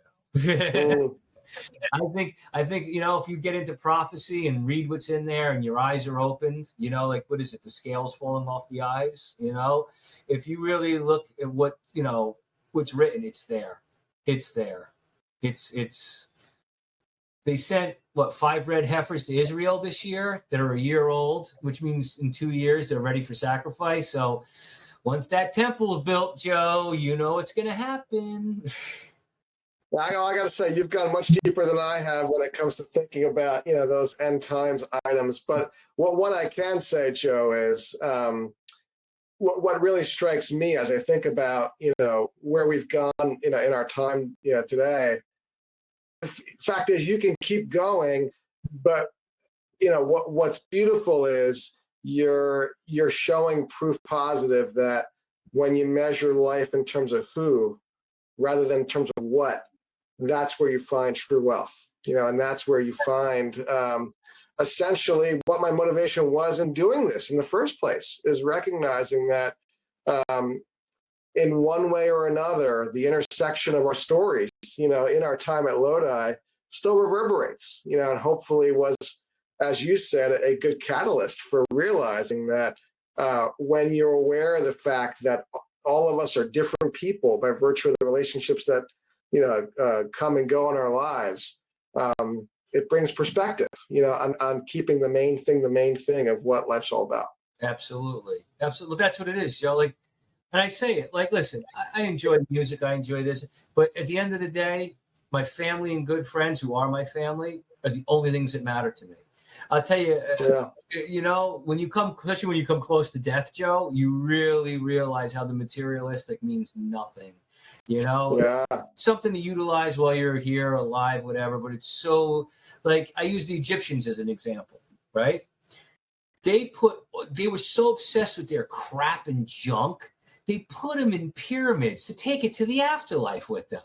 Can you talk about something more sick and demented? It's and where is it now? Museums. People walk around and look at it. Hey, look at that necklace. It's worthless junk, Joe. It's what's in here. It's the heart, the human spirit, your family, your friends, the time you spend. Because that's my memories. Like you always say, oh yeah, you remember, you have such a recollection of all these events and this, because they mean a lot to me. That's what I've always enjoyed, man. I came from an old-fashioned Italian family. Used to have card night, barbecues, and spending time with my family at a young age just made me love people. And just the more people at whatever we're doing, the better it is. We had a reunion. You know what? Another face walks in, it makes it better. You know what I mean? It's just, that's why I came out for the supper of the Lord, right? Millions of people, billions maybe, I don't know, but we all be sitting at one table eating with our Lord and Savior. Yeah.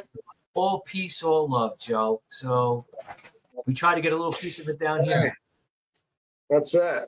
Let's call out the mic drop moment. I can't top that. Joe, this has been great.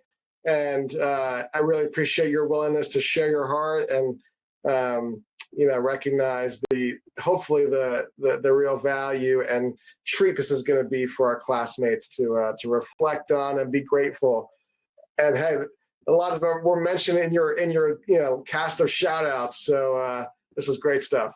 No, my pleasure, Joe. My pleasure. You and I go back a long way. You've always been top shelf dude, a brother, and I'm honored that you asked me, Joe. Thank you. Yeah. Hey, thanks again. This is great. And hey, for the rest of you, let's get lined up. Love to have more of these in the on deck circle. I got some that are getting back to me to confirm, but hopefully you guys will find this valuable. And let's end the year on a good note here. All right, guys. Talk to you soon. Thanks, Joe.